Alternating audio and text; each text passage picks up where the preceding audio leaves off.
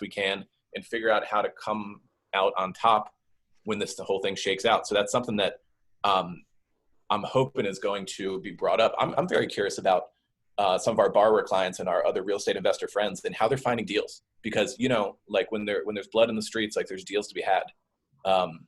And I'm curious to hear what people are going to say about that. Like, we know Mike Schock, who's going to be on later, I think he said he put JD said he put 3 houses under contract this week. Yep.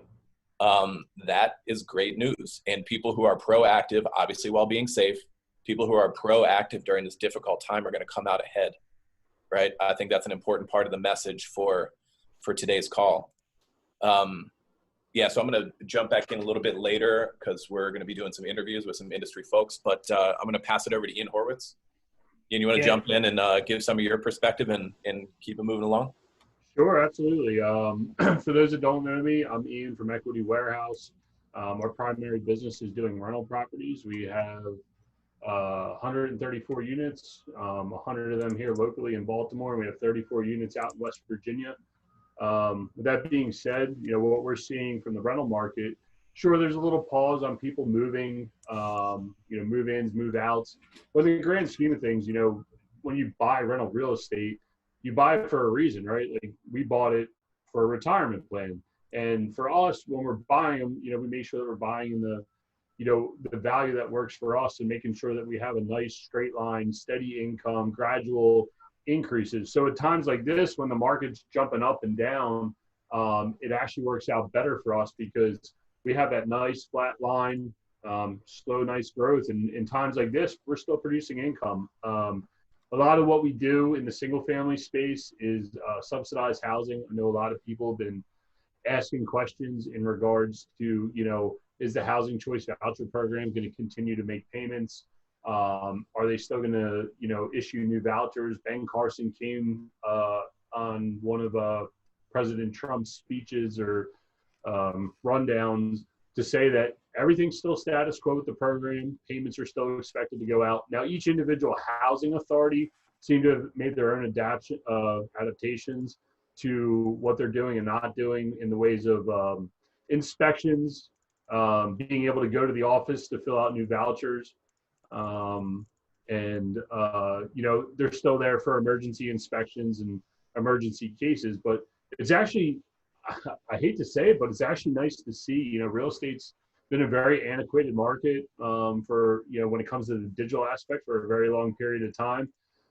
So with that being said, it's nice to see that some of the public housing authority agencies like Baltimore City, being able to take stuff digitally, taking new vouchers digitally, or handling problems from afar rather than, you know, going out and having to jump through major hoops. So those things are nice to see.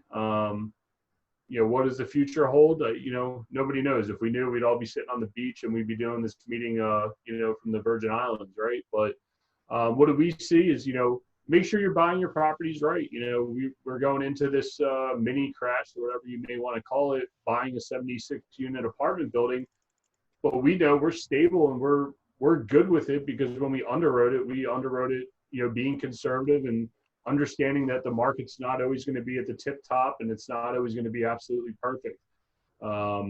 So it's nice, you know, this dip has really made us go through and, you know, look at our own business and make sure that we're doing things right. And it's good to see that when we did that, it worked out for us that we underwrote that building right. Or another thing that we're seeing a lot of small businesses, you know, not just in real estate, but, you know, restaurants and service providers and everything else is, you know, I think it is making a lot of people look at their liquidity requirements. So, you know, days like today really make you think about how much cash you have on hand. Is leverage always the right thing? I think Mike Wagner, that's jumping on later, Terry will be interviewing him. Me and him went round and round at a mastermind event about debt versus no debt, and I was Mr. Debt. He was Mr. No Debt. And, you know, days like today, it kind of makes you think, you know, maybe no debt is the right way to go. Or maybe, you know, not having as much leverage is not always the best way possible. So it's good to have this, and it makes, you know, it's good to have a little gut check. I think I want to keep it moving and pass it on over to Terry Royce, so we can come back and revisit some of these topics. Yeah, thanks for that insight, Ian. As far as what we're seeing, we're still seeing a lot of activity. I think I went into it a little bit yesterday with Balin on a call. And, I just got a message a couple minutes ago from one of my sales guy said, we got a signed contract back from a buyer, and we've got a couple closings set up for this week. So we're still seeing activity. We're definitely seeing some investors have, for obvious reasons, level of uncertainty, and some of their lenders are, changing their lending criteria. And I think that underlines the importance in any market of having a lot of different relationships and not relying on, one strategy, one lender, whatever it may be, and just having a lot of different angles.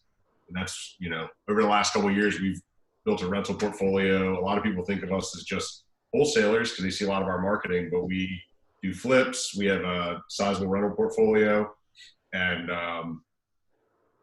it kind of gives us a lot of different streams of income, which have been helpful in up times and down times. So I think it's going to be good. It's going to be a little unstable for some people, but I think long term it's going to be good. I think a lot of people that don't really know what they're doing are going to get shook out of the market, which is going to be really good for a lot of the people that have legitimate businesses, strategies, and are well capitalized for what's going on. So, as uncomfortable as it may be for a week, a month, or a couple of months, or whatever time period, I'm kind of excited about what this is going to bring over a longer period of time for a lot of us. I think Ian and I were talking about that a little bit today on the call. Terry, what are you seeing related to kind of on the auction home front? We talked about this on our Facebook Live. We did, but I'm assuming a lot of people didn't hear that. What's the rundown? Are auctions still happening, online and offline auctions? Are they still happening? Obviously, with actions with what's going on with courthouses right now.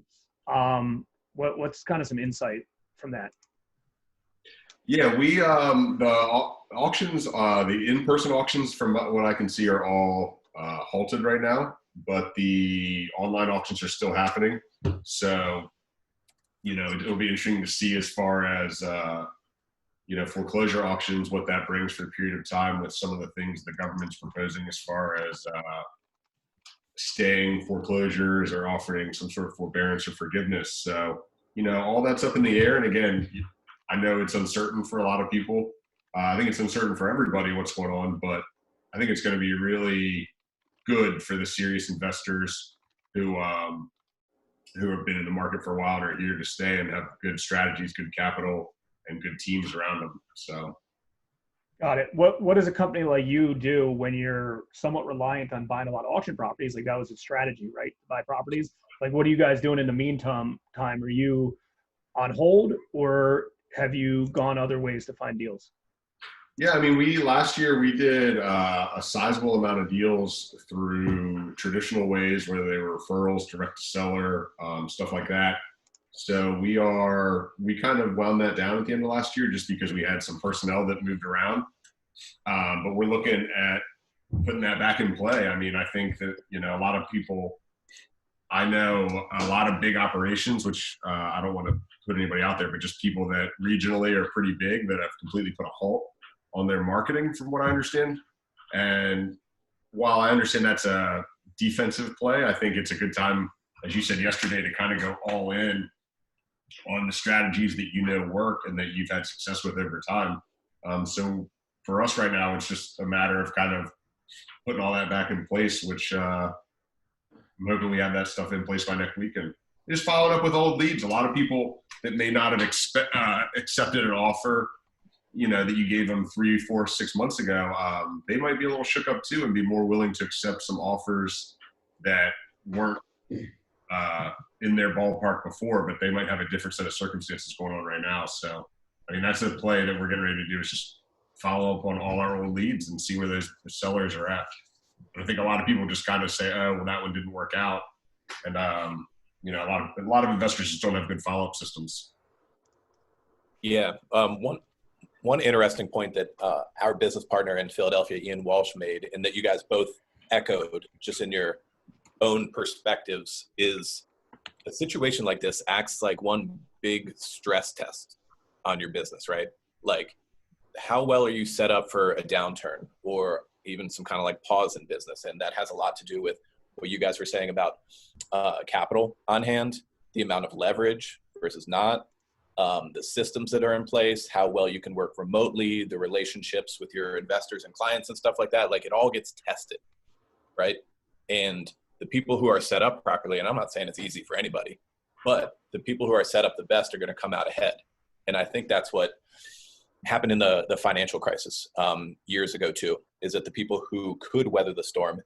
And also this is similar to something that Mike McCann, an agent in really big real estate agent in Philadelphia, said on an interview one time that we did with him, that he would increase his ad spend during every downturn because he knew he could afford it, and he knew he was going to acquire more market share that way, and he comes out ahead every time. And that's not to say that those downturns are easy, but if you're set up, you can capitalize on it. So I think everyone's kind of echoing that same thing just from their own perspectives, which is, yeah, it's something to be aware of, learn from for the future, and hopefully people are set up well enough today that they too are going to come out of this ahead in the next few months. And I think another point that you're bringing up, not only just for the experienced investors, including all of us, is that sure, it makes you look at your business. It's also kind of like a nice little, it's like everybody's at pause. It's not like the financial crisis of '08 or, 9/11, or maybe 9/11 is a little different, but everybody's on pause. So it kind of gives you a chance to go back and regroup. And it's not like one person's getting ahead of you while you're regrouping, right? Like, it gives a chance for everybody to get their affairs in order. The other cool thing, and I think, I know I was talking to Kate Matthew earlier about it, who's jumping up later, is that now is a great time if you're new in the industry, whether you want to be a realtor, an investor, a lender, a wholesaler. Now is a great time. Put your head down, do your teleworking at home, and go out and get your stuff in order and go. I mean, I think some of the biggest companies are founded during downturn. So use this time, this downtime that everybody's saying, oh, I'm home and I'm just doing nothing, I'm quarantined. If you have the availability,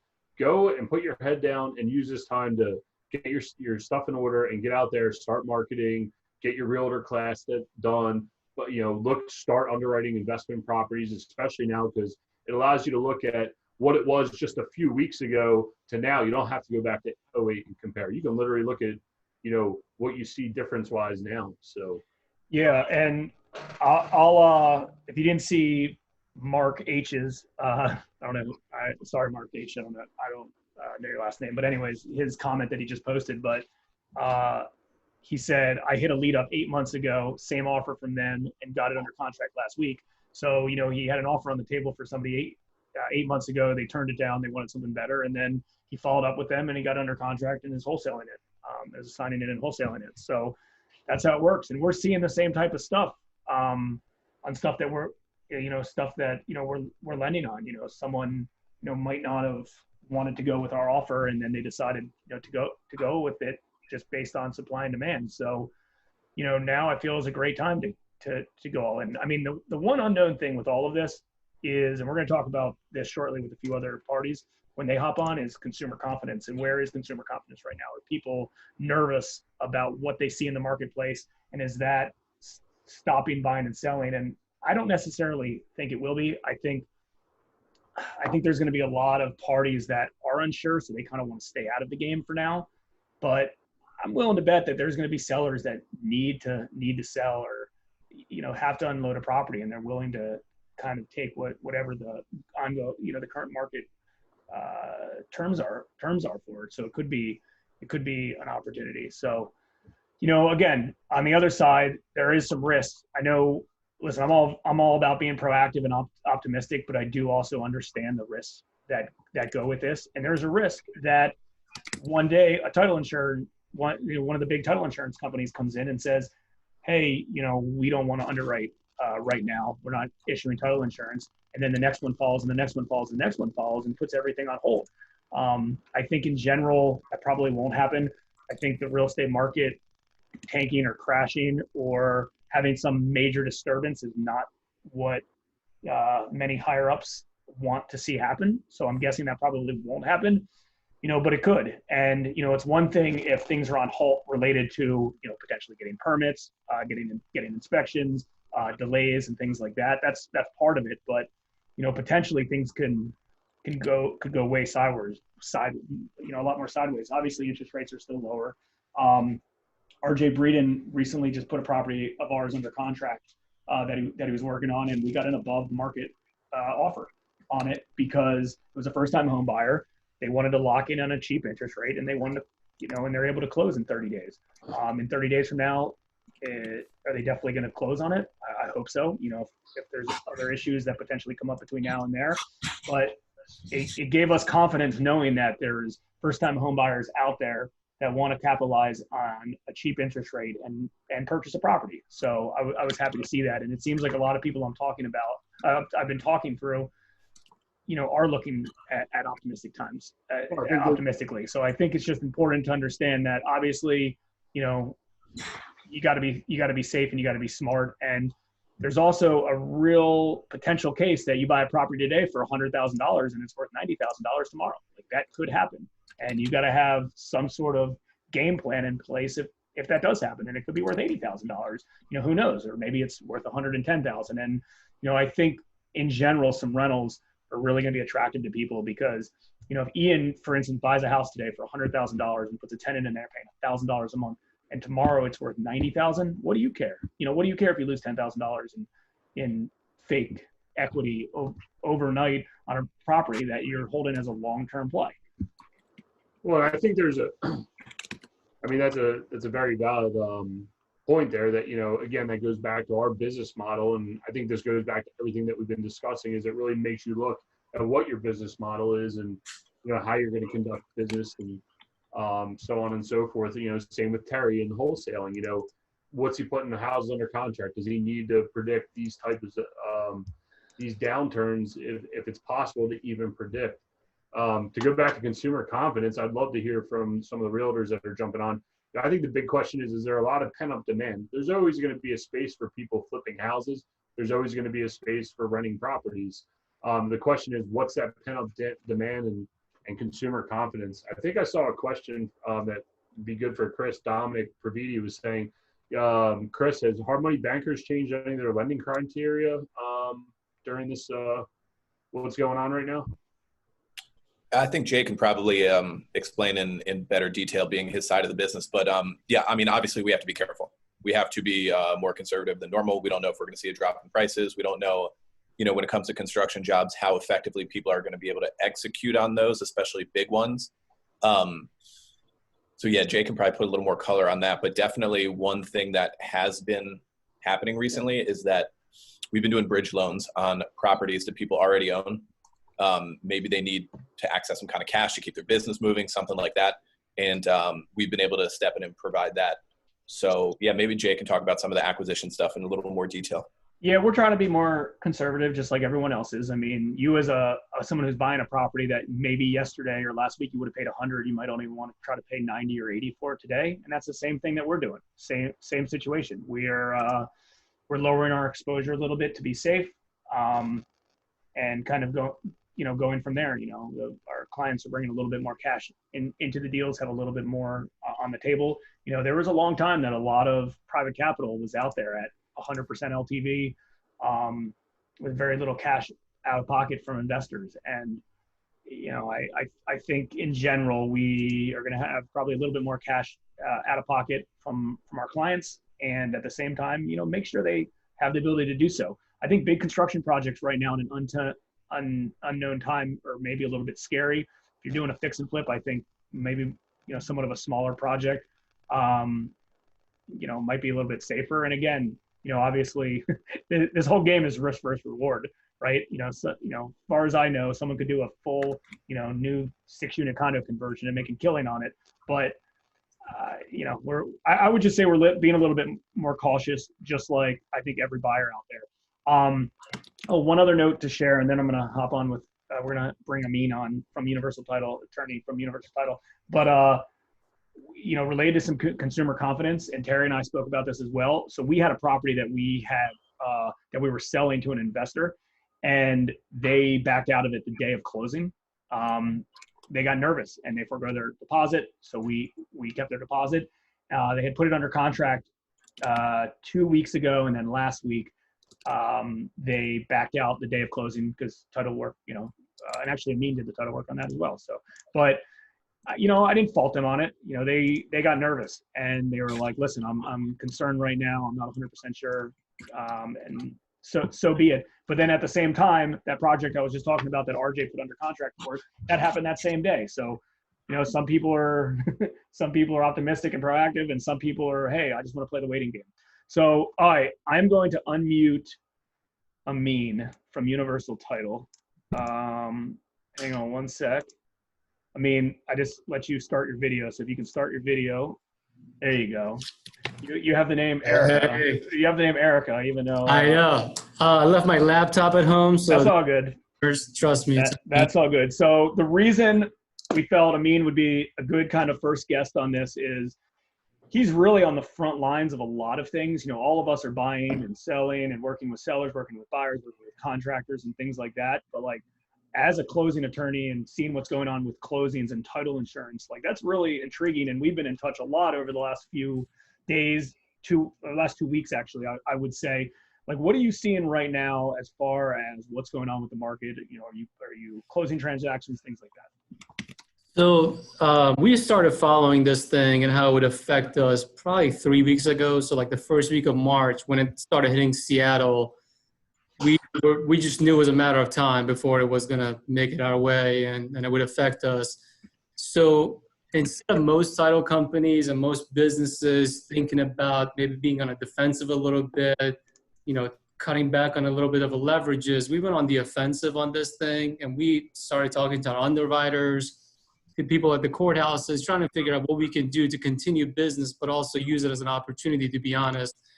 I wasn't around in the title business in 2008. Our principals were, so they learned a few lessons there, and they realized the quicker they can get ahead on this curve, the better we're going to be situated. So what we did, we basically took our expenses and anything that was unnecessary or something that we could leverage out to future in the year, we cut those. We cut them to the floor. So marketing from our end, I don't want to speak about your end because I'm not sure how it works, but from marketing from our end, our ROI is essentially, if I spend $1, I want $4 to come back from it. Started talking to our underwriters. Sorry, go ahead. So for example, if I host a first-time home buyer event, that's something that takes a lot of time to come back for me as an ROI. I have to wait for them to buy a house and then close on it and stuff like that. That's 6 months down the road. So we said, we're not going to do that. We're going to go direct marketing to the client, which for us is realtors and lenders, and then hold back on some of these events. So that's some of the stuff that we did. And then we were really concerned about how it would affect our closings, both operationally and also on the back end when we go to record these documents with the counties. So as far as the closings are concerned, we basically have divided the closings. Most of our sellers are now signing remotely with a notary and then sending the documents in. And then with buyers, we're not including the realtors anymore. So we're really limiting the number of participants to the table, which are just the signers. And a lot of our sellers are pre-signing or signing remotely away from the office. So the exposure is very nominal. We're also concerned with the demographic that's coming in as far as the age is concerned for the protection of someone that's coming in.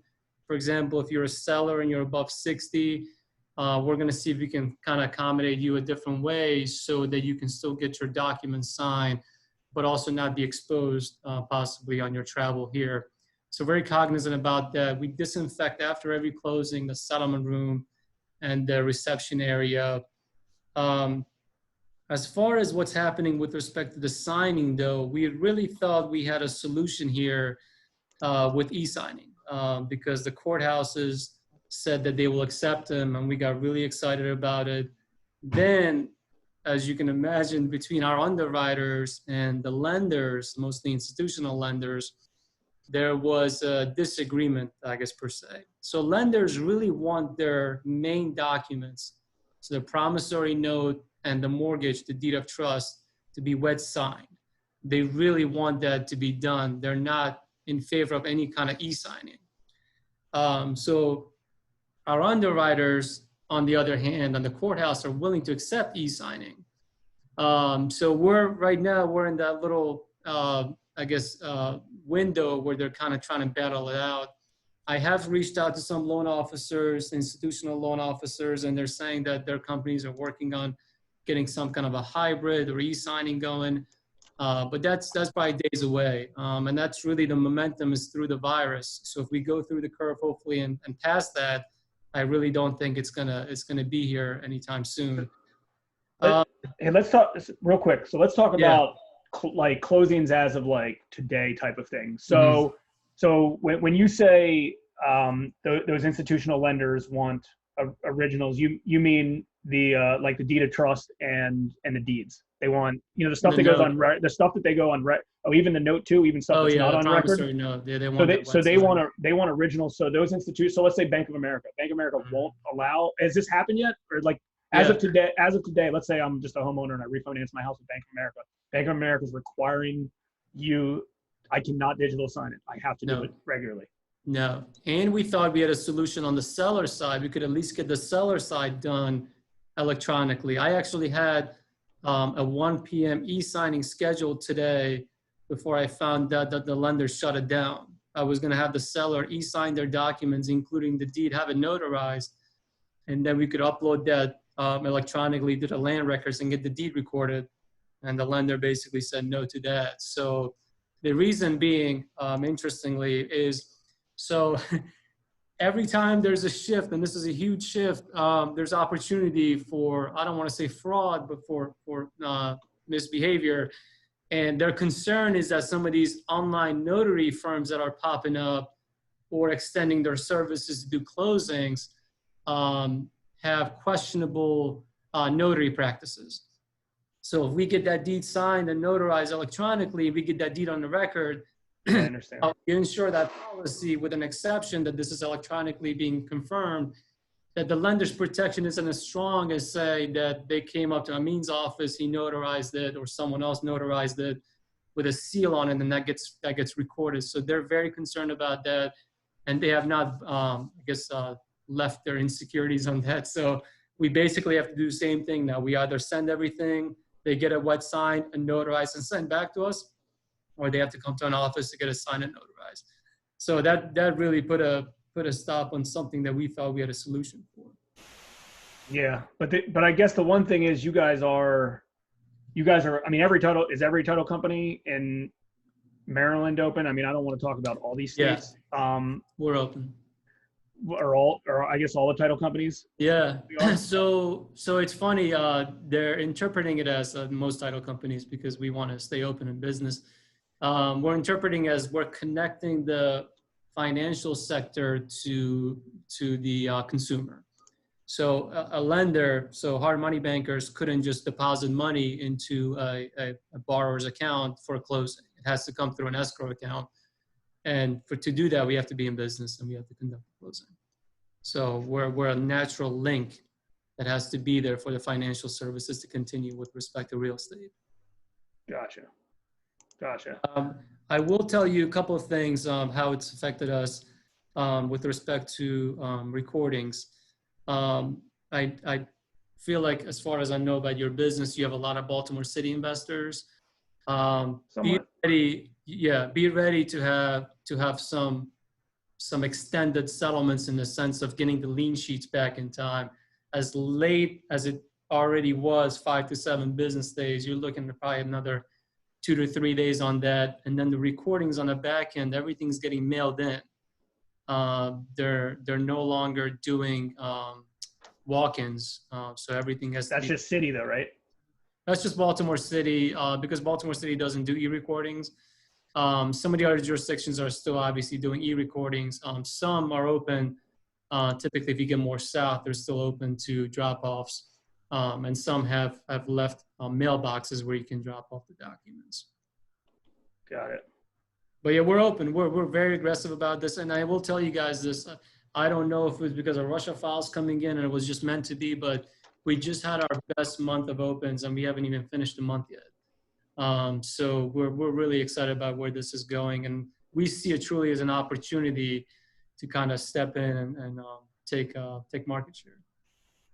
Got it. What else do you think you should add that would be helpful for people, either investors that think or trying to push a deal to close quickly, or just that could prevent them from doing a deal at all. I know when we talked, we had a foreclosure property we were selling, and the reason that you were able to help us out with it is because we had all the foreclosure docs and you didn't have to do research on it.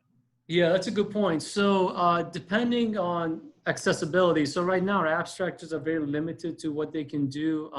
One, to be honest, they technically themselves are not essential businesses. So everything they can do is remotely and online, whereas they used to be able to walk into the courthouse and get lien copies and stuff like that. So from what I'm hearing from my abstractors is typically if you're doing an investment deal, it's out of a foreclosure or REO, they usually carry some kind of judgment or lien. Or even the foreclosure case, they're not able to get those, at least from what I'm hearing from them. So we basically have to work around it or wait and get underwriter approval on it until we get the lien. So it's becoming a challenge trying to close some of these deals unless we were lucky to get the abstract soon enough. So if I get a new file now that has a lien on it, and if I can't get the lien copy, the only way I can move forward is if my underwriter approves it and lets me proceed. Got it. Okay. So, I mean, it's, I guess it seems to me that, it's business as usual. Things are going to be slower potentially. And that's just Maryland. You don't know any other states besides Maryland, right? DC and Virginia. No, but I'm saying if is DC following the same stuff? Yeah, they're open. What about Virginia? Yeah, Virginia's open too. They closed a couple of courthouses. But what they're doing, so Virginia is a different state. So Maryland's a wet settlement state, which means that we have to fund and cut checks the same day we close the transaction. Virginia is the opposite. They close, they record, and then they disperse. So they have that leverage of saying, all right, we're not going to do anything until this gets in the courthouse. But because some of those counties have closed their courthouses, there is an indemnity affidavit that our underwriter is willing to have signed and move forward. In that case, the lender, assuming there is one, the buyers and the sellers, they sign that affidavit, and using that affidavit, we can disperse the same day and then record at some point when the courthouse opens up. So it actually benefits Virginia in the sense that they disperse faster, but the recording is delayed until the first. Got it. Ian, of course, you coughed and you got put on camera. Oh man, put him on mute. I'm gonna unmute you. You got something? You got something for Amin, or you want me to? No, I just saw one of the questions while we're waiting for Ryan to jump on that somebody was talking about notarize.com. Is that a valid source as a notary for you guys to process title? They're all, in our eyes, they're all valid. There isn't a single one that our underwriter has basically said it's on our blacklist or anything like that. Their concern is that it's just a matter of time before it comes out. So they all provide different systems. So like a company like DocuSign, they're like electronic signing, but they don't do notary stuff. There are companies that do all of them. They do DocuSign versions, they do notary versions, and all that stuff.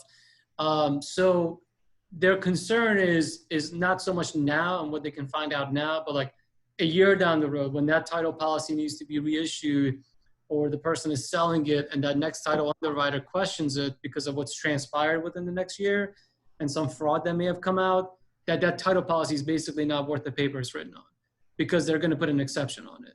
And then the client, they were exposed, I guess the underwriter is exposed to some liability in the sense that, we've insured these transactions, we've gotten all these exceptions, but now the title policy is issued. So it's more future and what they've seen through the last financial crisis of all the, some bad activity that could happen. So they're pretty much putting a stop on that. Cool. Well, I appreciate it. I mean, yeah, no problem. I know you got a closing going through. So, hey, also one thing, just so everybody knows, I'm going to put a link out here shortly. And you'll be able to get access to everybody who speaks contact information. So, but it means with Universal Title, and we appreciate you coming on, and I'm going to be sharing everyone's contact information shortly. So, man, I appreciate it. Thank you guys. Stay safe. Have a great day. Have fun. Bye-bye. All right, Ryan, I got to unmute you real quick.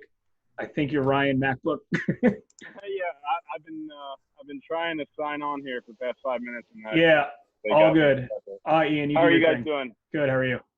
All right, we're gonna try to do something with Ryan Murphy here. He's at work. He works for the fire department. So if he runs away, it's not because he's scared. It's because he has a fire. I work with him in the fire department. So let's get this done. Ryan, you just want to quick introduce yourself and what you do? Sure. My name's Ryan Murphy. I've been flipping houses for about 3+ years now. Like I said, I started out doing wholesale deals with Ian and Dan a long time ago. Let's see, we've done a lot in the city, a few in the county. I'm trying to think what else. Buy and holds as well. Probably around 50 deals. So we also shot a pilot for HGTV, which turned out to be a huge pain in the ass. So if anybody gets that opportunity, I wouldn't recommend it. Other than that, right now I'm just out flipping houses, doing high-end flips. Well, I guess middle of the road flips compared to some guys. Ryan, you still flipping in the Patterson Park neighborhood? I know you really like that neighborhood, and if you are, I just wanted to see what you thought about with what's going on right now. How much do you think it's going to affect by being in like a super niche market and targeting a super, like a certain area? Do you see yourself diversifying more out of all this, or do you like to, or are you going to continue to just work what you're comfortable with?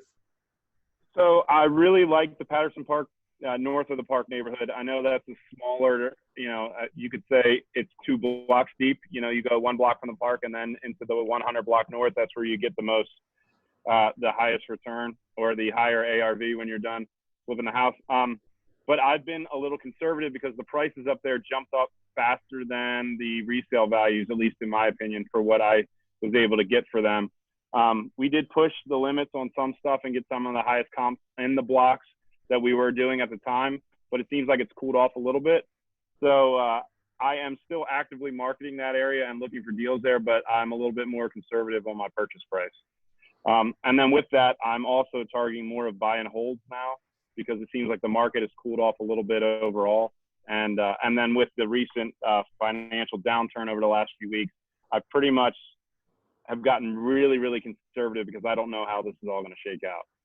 Right. So in the short term, do you see yourself wholesaling more deals, or do you see yourself fix and flip? Like, what coming out of all this, what's your business look like over the next few weeks, few months? Over the next few months, over the next few weeks, I'm probably just going to sit tight and get my marketing out because I feel like this is going to present a lot of opportunities for people, but I don't want to jump in too soon if this drags out longer than we all anticipate. Over the next few months, I would like to add a few more buy and holds, just get in some, middle of the road neighborhoods and get some tenants in there and just get some cash flow. So that way, when all this finally clears up, I think there will be a lot of opportunities out there for guys to get some really good deals on properties. Right. And how do you feel like, I know you work in the city a lot. How do you feel as the city market's going to fare during all this? I mean, do you see a major downturn? Do you see certain areas staying the same, especially the Patterson Park neighborhood? Do you think this is going to help cool it off for you and be able to allow you to jump back in? Yes, I think that you're going to see some pullback in some of those like fringe neighborhoods that are kind of, get labeled up and coming. I think you're going to see some of those prices pull back. Hopefully not a whole lot. I don't want to see things come back as much as they did in like the 08 time frame. There was a lot of stuff that lost a lot of value, and some of those areas haven't even recovered. But yeah, I do see it pulling back. Like I said, I'm going to be watching it, and I think that you're going to get a lot of good deals out of those areas if you stay patient. Yeah, I 100% agree. And I think, again, it goes back to your business model of knowing what you're buying and what works for you, right? Like, that's the most important thing. And if you're just out there firing off offers and you're doing this or you're doing that, you can end up in trouble pretty quick. Would you be comfortable sharing with what happened to you the other day with a lender? Sure, yeah, because I feel like guys knowing this kind of stuff might help them in whatever situation they're in. So I had a house that I flipped in Canton, and I was lucky enough. I put it up for sale, and shortly after I put it up for rent as well, just to see if I could get as high a rent as I wanted. I was able to do that, and I got some really good tenants and a 2-year lease.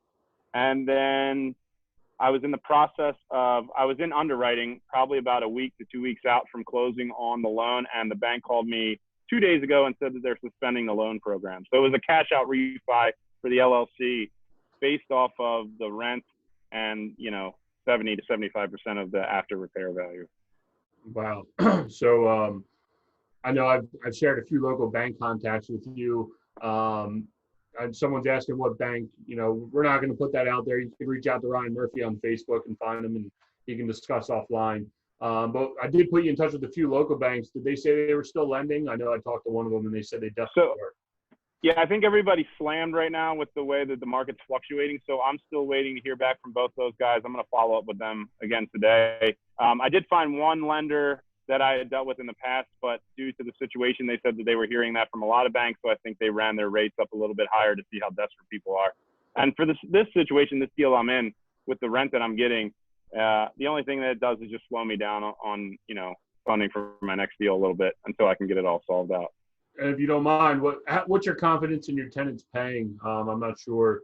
You don't have to say exactly what they do, but are they laid off during this, or are they still working? Have they reached out to you, say, hey, I need to delay my rent? Or so it's kind of like a catch-22, right? You reach out to them and ask them how they're doing, and then they think, well, maybe they've got you. So I have not reached out to my tenants. They were very responsible. They had a phenomenal rental application, so I'm not too concerned. I haven't had any issues with any of my other rental properties, but I'm sure I'm not going to bat 1,000. I'm sure I'll have one or two hiccups in there, but it's like I said, it's all wait and see. I mean, really, hopefully things get back on track soon, and it's nothing that we have to worry about long term. Yeah, I agree. I know Dan was in the office the other day calculating what our rent looked like versus tenant portions versus subsidy portions to say we're good or not good. It's really making everyone look at their liquidity and what their position is. We knocked this 10 minutes out pretty fast. Do you have anything else you want to mention before we roll out and move on to Jimmy Harris? No, I think that I would just say just be careful out there, because right now there's so much uncertainty on how things are going to go. Don't try and overextend yourself, because we're all in this for the long haul, and we're all in it to, be able to retire early, hopefully. So just be careful out there, guys. Yeah, one day. Well, you definitely got to be careful out there. You're still at work. Hopefully it's a nice quiet night for you, brother, and I'll catch you tomorrow. Thanks, man. All right, thanks for having me on, guys. Have a good day. Sure, no problem. All right, so Jimmy Harris, a local builder and investor, is hopping on next. Hang on one sec. Let me figure out how to get Jimmy on. Let's see. Bear with me, Jimmy. Nope, I don't want to make you the host. I just want to let you start your video. There we go. All right, Jimmy, that should, let's see. Ask to start video. There we go. You there? Yep, gotcha. Perfect. Got a good little background and everything. Working, man, I'm working. I'm blowing up. You want to answer the phone while we're all live? All right, so listen, we got Jimmy on now. We're gonna hop on. We have a little gap between him and RJ, who's on after him. So if we go over a few minutes, that's fine. And then we have RJ, real estate agent, then Scott Freitag, who's a commercial bank lender, then Mike Casey, who's an Airbnb investor, and then I'll give you the lineup after that. So Jimmy, let's start with you. So give us some insight of what you are seeing currently out there. Well, I mean, so I guess give you a little bit of background on who we are, what we do. Yep. We build houses. We, still do some rehabs. We have a rental portfolio. So for us, it's, kind of like what Terry was even saying before, it's multiple streams, it's multiple things that we're doing all within the same kind of realm. But I feel like each one of those segments is different. From the standpoint of the rentals, I think it's, we're getting some you guys were just talking about, we're getting some people literally just today that said, hey, we have this month's rent. We're laid off. We're not sure what's going to happen. We just wanted to give you guys, heads up and let you know. We were trying to be proactive. We did reach out to our tenants and just said, hey, here's what we expect out of you, stay safe, stay healthy, but if you run into an issue, let us know. Cause I'd rather know than be surprised. All of a sudden, I just don't want a rent not to show up and us be guessing why it's not there. So we did that. Out of, the units that we had, we only had a handful of people that came back and said, hey, we might have an issue. kind of like what Ian was saying. I mean, it is what it is. You know, if Dan was running the numbers, we were kind of running similar numbers to see, like, you know, can we cover the debt? You know, what are our lenders doing? You know, as far as servicing our mortgage and things like that, in order to, you know, making sure, you know, you can, you know, make it happen. So, so that's on the rental side. On the, you know, on the rehab side, we actually don't have any rehabs going on right now. But I mean, to your point earlier, Jason, I think that what you're going to see is, you know, all the restrictions tightening all the way around the board. We were just doing a refi as well. We were refining about 20 of our properties. We got 8 of them through. We had another batch of 12 we were getting ready to do right now. Literally, we just got word this week that everything was being put on hold. So, you know, I mean, so that's a pretty big, you know, we were trying to actually get some cash in, you know, extra cash in the pipeline to maybe be able to take advantage of, you know, what we think is coming down the pike. Sure. And, you know, they kind of stopped that dead in its tracks. So that sucked, but, you know, it was, you know, is what it is regarding that. I mean, there's, you know, I'm sure there's some local guys, that could still do some stuff. We have a little bit different criteria. You know, I don't want any arms. I only want, you know, 30-year fixed stuff. For this exact reason going down the road too. You know, I mean, if you're going through this now and, you know, say it happens again in 5 years and you have a 5-year arm and your note gets called in 5 years, you know, now you're in, you know, you're in a storm all of a sudden that could have been prevented had you locked in long-term financing. So that's something that, you know, we're trying to do to be proactive with this is, you know, lock in long-term rates. You know, and at the end of the day, I just feel like it's, you know, it's a better way to hedge any future issues that might come down the pike. On the new home side, that's probably the scariest of all for us. You know, just because, and, you know, just to be perfectly real with it. I mean, yeah, we're still out there building. I mean, it was nice to see when Hogan came out the other day and said, hey, you know, real estate construction companies are deemed essential. I mean, I was puckering there for a little bit, to be honest with you, because, you know, when you're in these projects, I mean, you know, you lenders still want your money, you know, so, but, you know, it's a situation where we're out there still, you know, I'm not going to stop working. I'm not going to stop building. I'm not going to stop doing what we're doing. Will we run more conservative numbers? Yeah, I think so. Absolutely. I mean, that's what we have, you know, we did our marketing call with our team the other day, and that was our exact, you know, conversation was, hey, we're going to get out there. We're going to be a little bit more conservative on our numbers.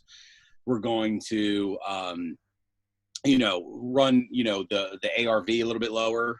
So that makes our acquisition, you know, a little bit lower and things like that. But, you know, I mean, on the new home side, we're still building every day, all day. I got guys, you know, working on several different projects right now. But, you know, I think at the end of the day, I think it's, you know, I don't think that this is my opinion on it now. I don't think that you're going to see there's not a major underlying financial issue here. What you're seeing, I think, is more of a, you know, a 9/11 thing instead of a 2008 thing.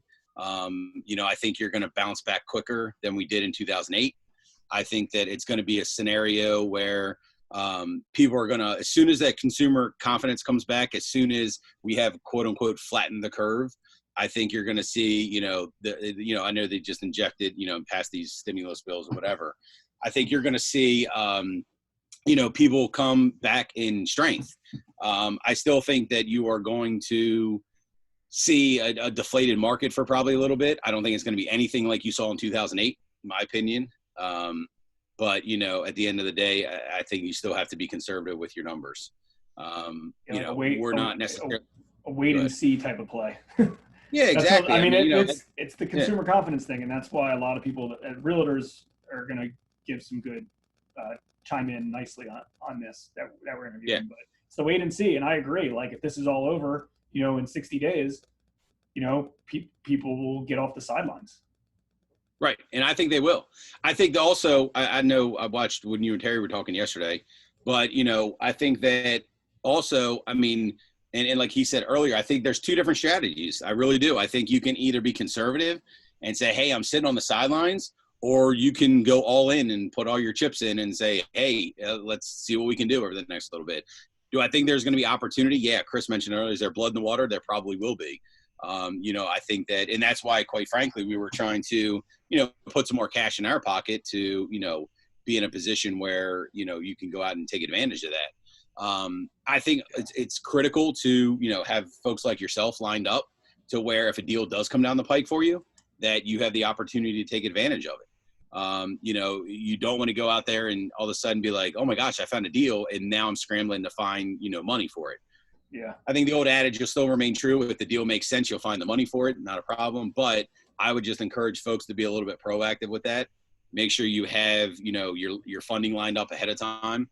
Make sure that you're not sitting there scrambling at the last minute and it causes you to lose a deal that you could have wholesaled or, kept or whatever. That's something that I would, that we've done on our end. We've, tried to hit it from both sides, the cash side and the lender side, to make sure that, and we've had conversations with, several of our people, and saying, hey, if I find a deal, and we use a lot of private money. But, if I find a deal, can I count on you for the money? And, everybody that we talked to said, yeah, I'll be there to, as long as the numbers make sense. I think capital is always available in any marketplace on the right opportunity, on the right deal, on the right terms. If someone comes and says, hey, I'm trying to get, 100% financing on this deal at a low interest rate, that's probably not a win-win right now for both sides. But if it's a true win-win on both sides, knowing supply and demand, meaning, why would a private lender potentially give you 100% financing at a 10% coupon or 10% interest rate with no points when, there's more demand or more supply for better opportunities out there right now. So it's just like anything else. It's finding the right deal. And on your end, if you came to me and was like, oh, it's going to be a 20% interest rate and 10 points, you might be like, yeah, I don't need the money that bad. This deal's not going to work. So there's that meet in the middle, and then you figure out what your terms are. Can you dive in a little bit, because I think this is important, permits and inspections and code enforcement and things like that. Like if because you said you're not in the middle of rehabs anymore, but you're obviously still in the middle of a bunch of new home builds. Yeah. Is that right? So let's say, can you go? We're doing rehab. We're rehabbing some of our rental properties right now. Sure. We have, like, new acquisitions and stuff like that. So let's talk about building permits. Like, can you go and get a building permit today? You can. You have to. In most of the counties, the way it is, a lot of it's by appointment only. You can't just show up and walk in like you normally could. Even on inspections, like, we built a house in Annapolis recently, and we're putting a sunroom on there right now for the people that, we built it for. Anne Arundel County has, precautions in place that say we're not going into occupied dwellings for inspections. This was nice. It was an outside inspection. So they went and inspected some footings for a set of steps that we have to do off the sunroom. And they came out today, passed, everything was fine. So I think what you're seeing is, just an abundance of caution regarding that stuff. They're not going to go into somebody's house that's occupied. They're not going to allow you just to walk in the front doors and things like that. I think that that'll probably, go for a little while. I know Hogan just came out and said that they're shutting down schools through the 24th of April. To me, that kind of leads me to believe that you're going to see a lot of the other restrictions go on that long. I think that people are going to use that as the benchmark. Like, hey, if it's safe to go back to schools, it's safe to open up everything else. Possibly. I just feel like that's going to be, kind of the turning point if they can flatten the curve, if they can do whatever they're talking about doing and stuff like that. But then I think you're going to see the permit offices open up. I think you're going to see the different inspections and things like that open up a little bit more, because it is challenging right now. To get a hold of somebody, like I'm trying to get the electrical inspection done down there at that job, and I can't get a hold of anybody down there. So I think you're going to see that for a little while. You have a lot of people working remotely. You have, all those kinds of things going on. And I think that I think that's the new normal.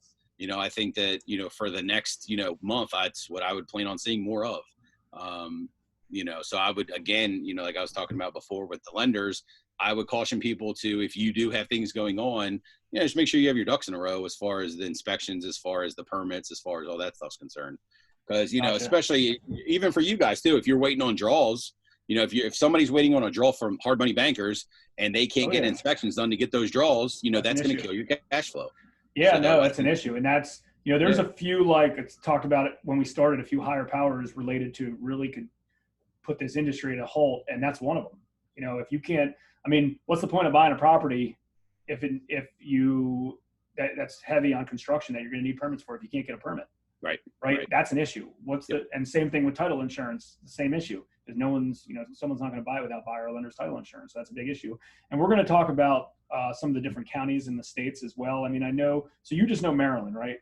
Yeah, I only do all my stuff in Maryland. Yep. Got it. Okay, so you know Maryland. When we talked to Amin earlier, title seemed okay in Maryland, Virginia, and DC. I've got a few Pennsylvania folks coming on and New Jersey folks coming on shortly as well. So they're going to give us some insight as well. But you're right. And something else for new construction for us too is I was talking to my supplier at 84 Lumber, and he's like, hey, Pennsylvania shut down. They get a lot of their materials out of Pennsylvania.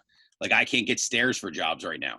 You know what I mean? Like, their stair manufacturer shut down. So that's something else to consider is your supply line open and things like that. So yeah, you know what I meant? This gas fireplace guy that I talked to yesterday said the same thing because we were missing a piece and he needed to order one. And he said, well, it comes out of Pennsylvania. I'm not sure when I'm going to be able to get it. Yeah. Wait, so you're saying that, so in Pennsylvania, all like lumber yards are closed? Not all. Like, okay. I can, I use, I get my cabinets out of PA. I can get those. I confirmed all that. So it's not everything, but again, it's, it's the idea of you just assume that like, oh, I can get this or I can get that or whatever. And all of a sudden it's like, you can't, and now you're stuck. That might shut your job down.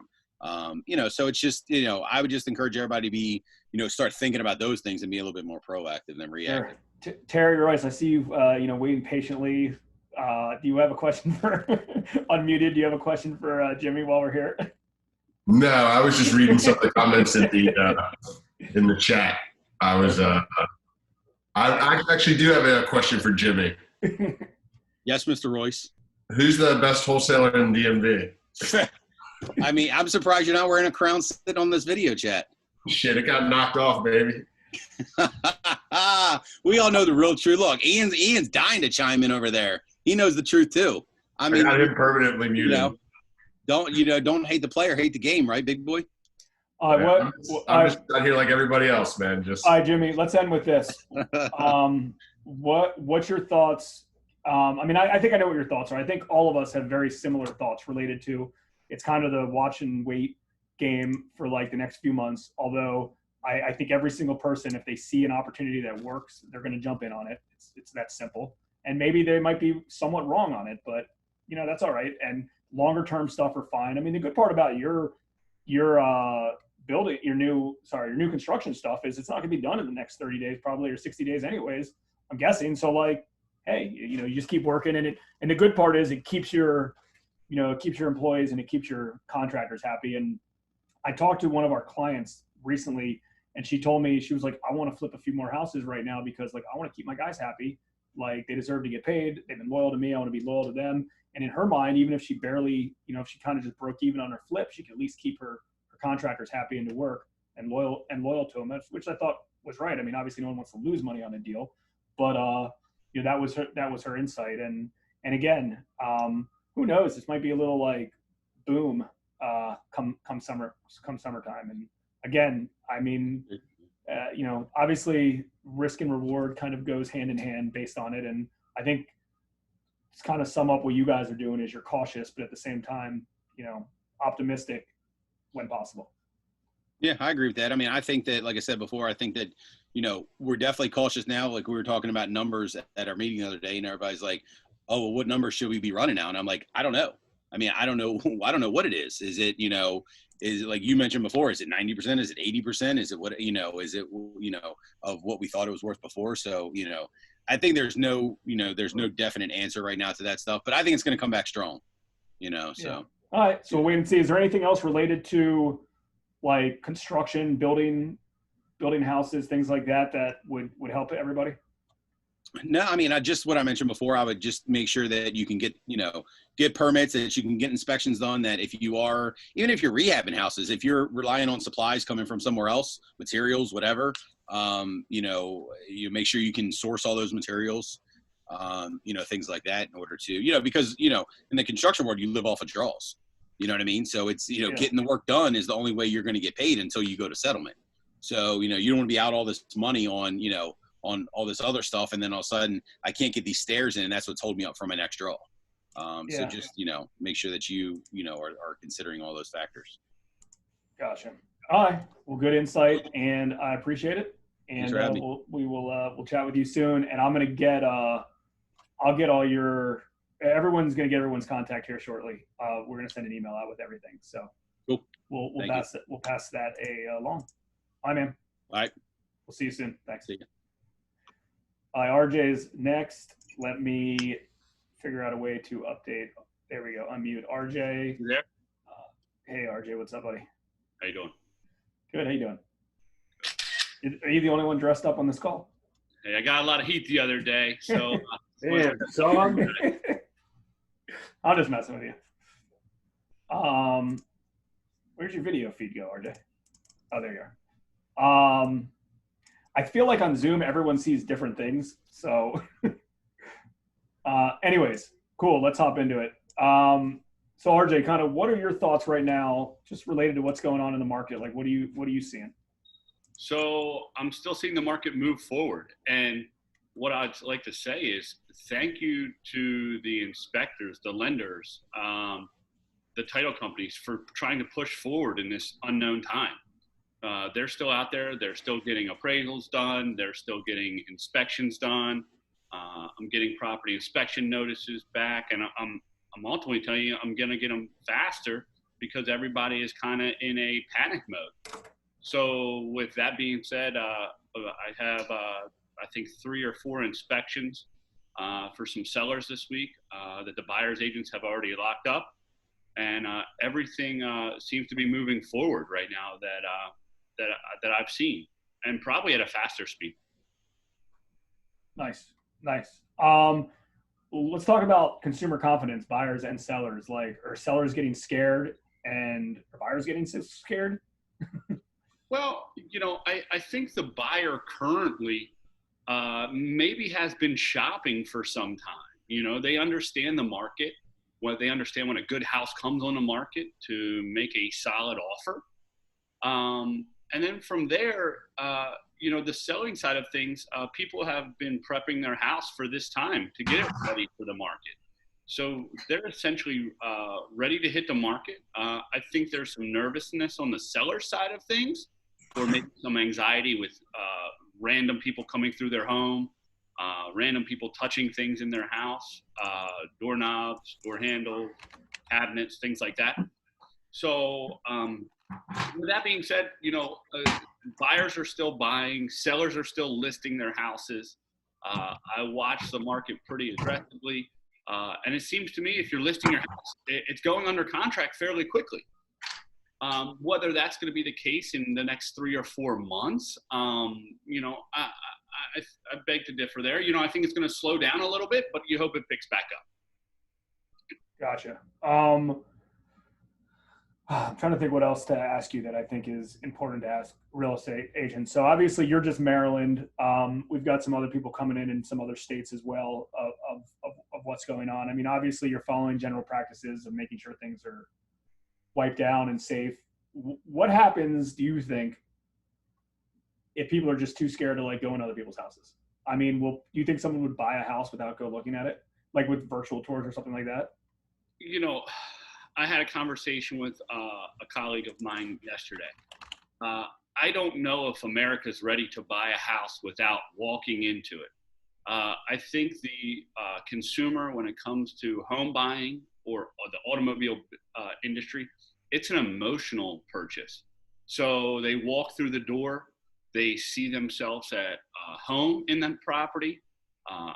Some houses may have a smell to it. You can't buy a house online if it has a cat smell to it, so that's challenging. And I use that as an example is because people buy on emotion, in my opinion, when it comes to the world or America.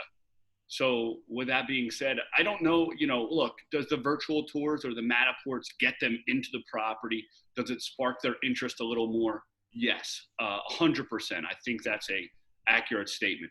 But I still think the consumer is going to need to walk in the house, get that feeling or get the vibes that it's a good home, or I say what it, you know, the attributes of it, or, you know, maybe the quirky things that the Matterport doesn't show on a 3D tour or something like that, that they either like or don't like. So I don't know if the consumer's ready to go full virtual and purchasing things sight unseen. But from an investment side of things, from an investor side of things, it's just a pure numbers game to you guys.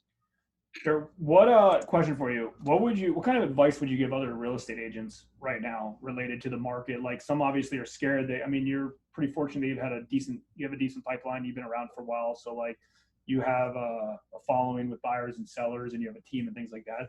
Like, what kind of advice would you give to real estate agents that just are unsure of, like, what should they do? Like, should they go all in and be proactive and try to make a living with doing this over the next few months, or, you know, back burner it for the future? You have any insight or thoughts on that?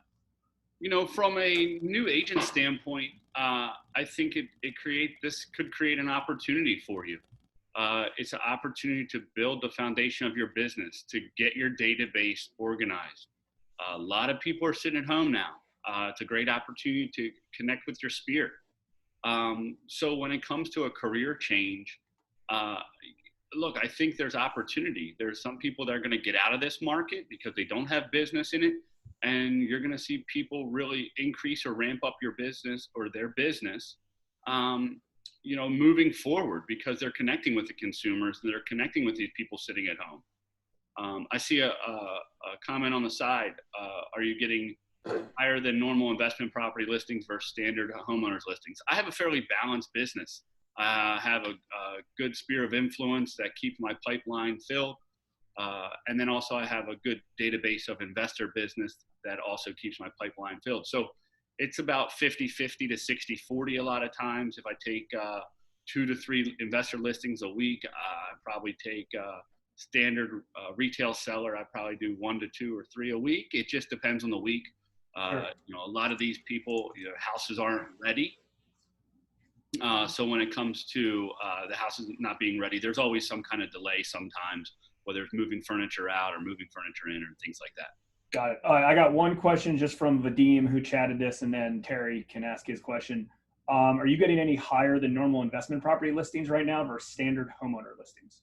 I like that question. Yeah, and you know, like I just said, it's a fairly balanced business. You know, so when it comes to my side of things, the business is fairly balanced. You know, I try to work my database or my sphere of influence when it comes to getting retail sellers and retail buyers, and then also I work on the investment side of things, where I acquire investment properties for my investors in and around the Baltimore metro area.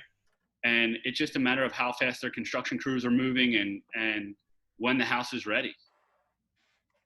Terry, go ahead. Hey, Terry, how you doing, buddy? RJ, what's up, buddy? How are you? Good. Hey, man, it's interesting. You made a point a minute ago about how stuff's still going under contract quickly. And, so, you know, these buyers that are out there are have been in the market, so they're aware of the conditions. And it's funny you mentioned that because I just wanted your take. I saw a stat that, like, showings this time last year versus now are, like, way down. But I kind of got the same impression, too. We actually just listed our personal residence Monday. And right off the bat, we got, within 10 hours, we got 3 agents that reached out where they're like, hey, we want to get in, because we weren't doing showings till this weekend. My take is that the buyers that are, like, if you take showings for what they are, right? There's a lot of people that are tire kickers, but I feel like the people that are out there now are, like, there may be less showings, but it's kind of boiled down to the people who are, like, legitimately serious. So. Yeah, it's, you know, people ask me all the time, like, when's the best time to list their house, right? And a lot of people, I'm going to say springtime. But I always have a really good market in, like, December, and or I say, you know, October, November, December. And the reason why I share that is because there's a more serious consumer or a buyer out there during that time. And that's where I think you're seeing right now. If people are out hunting for a house or looking at homes, they're just not, like, window shopping. They're serious. They understand, you know, the liability to be out in public right now, if there is any, you know. But with that being said, I think, you know, you're getting a serious consumer right now. So if they're looking at houses, it makes sense. Yeah. Sorry, I turned my sound down there. Yeah, just I just kind of thought that was interesting. You brought up that point, and I just wanted to kind of get a little bit further of your take on it. Yeah, and you're like you said, you listed your house. Hopefully it's under contract by now. But with that being said, I think there's some real value having, I say, professional photography, 3D tours on it, exposure of your property, make sure you're going all in on the marketing side of things. And, you're getting a serious buyer at this time. You're just not having people just because it's a Saturday come through an open house because it's nice outside. So I think that has a tremendous amount of value to the seller for yourself and or anybody, but also, the buyers understand the market and hopefully it's good. Yeah, I agree with that as well. That's kind of similar to the loan applications that we'd be getting as well. It's people that are serious, ready to go. We've had less loan inquiries, but higher quality. And I think that's going to be the case with everything. I think in general, like if you do seller marketing, it'll be the same thing. The people that reach out are going to have the biggest motivations. Yeah. And not like you give them a fair offer. It's like, oh, let me see, I'm going to go to this person down the street and play them against you and see. So cool. Hey, Ian, you want to ask a question real quick for RJ before we throw Scott Freitag on? You guys say, RJ, do you see, are you allowed, is there an issue with people overlapping showings? Are you able to book time simultaneously, or they canceled all that out? So we've been trying to not overlap showings. I always try to be proactive and call any of the showing agents that are showing my properties beforehand, get the dialogue going between myself and or representing the seller and or the buyer's agent and representing the buyer. But with that being said, last weekend we still had some open houses that we hosted. We implemented new policies that just, one family or one couple or one person in a house at a time. So my buyer's agents hosting the open houses could kind of control the traffic, control where they're going in the house, what they're touching. And just for safety, you don't want, 10 different families or couples in the house at a time. It could just make for a bad environment. So with that being said, we implemented, make sure you clean your hands, try not to touch anything you don't have to touch. If you want to open a door that is closed, which they all should be open, the agent would do it for you. It's just a little less, hands or germs in the property. And it seemed to work really well. We had a fair amount of people through the open houses. I want to say out of 5 open houses, we probably had a total of like 20 to 25 people come through them all over. Got it. All right, man. I appreciate it. Yeah, absolutely. Thanks for having me, guys. Yeah, absolutely. We'll be in touch soon. Thank you. Thanks, RJ. All right, Scott, I'm going to unmute you in a second. Real quick on some comments that I'm just scrolling through. It looks like Ari wrote, I can't speak for everyone, but I just got 2 new tenants placed in Dundalk, both moving in April 1st. That's a good sign that people are still renting properties. Okay. Let me unmute you. There about coffee. I don't know. You good? You all hunker down, Scott? Yeah, I'm ready, man. Okay, cool. Cool. All right, well, why don't you real quick introduce yourself and then just jump into, some of the things that you've been seeing out there. Yeah. So for everybody on there, I know a lot of these people in here. My name's Scott Freitag. I'm a senior lender at Eastern Savings Bank, primarily focused on the investment and commercial side of things. So to say it's an interesting time right now is an understatement, as everybody has alluded to.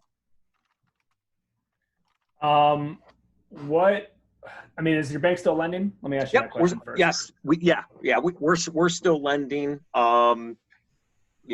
Nothing's changed on our end, and our money's not dependent upon the secondary markets, sure. Wall Street, if you will, like many of the lenders that have kind of halted. Exactly. So everything's portfolio based. What areas do you guys focus in? Yeah, so Geographically. my primary business is local in the Baltimore metro area, but we lend in 5 states: Maryland, Delaware, Pennsylvania, New York, and New Jersey. And all those states are still lending right now? I can't speak for all of those because pretty much my whole business concentration is local. As others have alluded to on here, title companies have been great. They're all funding. I got a deal closing tomorrow. But I can't speak for the other areas. I'll leave that to somebody else that may have a better handle on. Got it. What type of precautions do you see your bank taking right now just to be a little bit safer? Yeah. So, I mean, I think, we're getting a mass amount of calls from, people that have been left at the table, so to speak, with these 30-year fixed sort of type secondary market lenders just kind of retreating. And, who knows, some are going to return, some may not. That remains to be seen. So we're getting a lot of those calls. Some of those people aren't going to meet like a bank sort of type lending qualification anyway, but I probably see us in the short term here, maybe, being a little bit more. We're always pretty strict, right? We're a bank. We're going to go do global cash flow, and the loans are all full doc. Most of the people have very strong credit profiles. So I see us maybe being a little bit more selective. Maybe some of the marginal deals that we would do, we may not do. Maybe more cash reserves, I think is a big area that we'll probably look at a little bit harder than maybe we did in the past. Got it. Okay. So, I mean, typical bank stuff. I mean, the good news is you guys are still lending. You want to actively be involved in the community and lend on the right projects, but you're not giving away money at high LTVs. Like you want to be smart. You want to be smart about it, which you should be. And we talked about, was it with RJ or with Jimmy? Yeah, with Jimmy earlier, related to, you got to find supply and demand and what's what. It's got to be a fair situation. There's not going to see a lot of 100% financing with little cash out. It's going to be, hey, we'll put up $100,000 for your project, and you put up $30,000 or $40,000 for your project, and we'll give you a fair interest rate on it. You're bringing extra cash to the table, and we'll make the deal work. Yeah, no, and it's really interesting these times now. And I'm sure there's probably people in this chat call, whatever, that we may have come to me and we're looking for like an 80 LTV, which we can certainly do. We may not have done it on that particular deal, but over leveraged people right now are probably the ones that are maybe sweating more than others. And you guys were alluding to earlier, debt versus no debt. So certainly an interesting conversation to have. Got it. What else have you been seeing kind of out there that you think everyone could benefit from hearing? Well, I think, I see some people are being kind of reactionary versus being proactive. And I think all the landlords should be reaching out to their tenants as much as they can to let them know, hey, this is crazy times for me as well as them. And it's going to be difficult, but we're going to get through this together, and kind of let them feel calm, and then kind of figure out what your strategy is. I think it's important to let them know, hey, rent's still due on the 1st. I don't think we want to lose sight of that, because everybody's going to hop on no evictions, and are people going to try to take advantage of the system? Possibly. But I think it's still important to let them know, hey, your rent's due on the 1st. And then I think individual business decisions have to be made. Do I accept a partial payment? Because in normal times, are you going to accept a partial rent payment from somebody? Probably not. It's probably not in the contract of the lease. So businesses have to make that sort of decision of how they want to proceed. So I think letting those tenants know you're here, you understand the situation. There's that humanity side. You're going to work with them, but everybody's going to make different decisions on how they proceed. And then I think after having that is make sure, I certainly see it on the lending side, make sure you keep really good records, because they may come in handy when evictions start happening 6-8 months from now, whenever that time frame is going to be, especially in Baltimore City. So fair. I think I agree. I think that's really important that, you know, if you don't keep good records, that could come back to bite you, you know, downstream. I agree. I'm going to just go through a few questions that people asked real quick, and then you can answer those. What kind of DCRs are you looking at right now for commercial deals? Well, real quick, before we dig in on that, Scott, Yes, that service coverage ratio question, I think is a really good one. Do you envision, or do you see, not envision, because that means you would be dreaming it, but do you see lenders having to compress the debt service coverage ratio or expanding them, either one, to get more loans through the door, or B, to tighten up your requirements to force more capital into the door? I think it's a really good question. Yeah, it's a fantastic question. And I think we've always been, you know, you hear a lot of different things. Our minimum is 1.15. You know, so I don't, you know, as of this call, we have not changed any of our criteria that we were doing, you know, a month ago or in January to now. So that's still in play. But I think it's going to make sense. I think we're going to be, you know, it's that human element, right? By nature, you're going to be looking to say things have changed out there.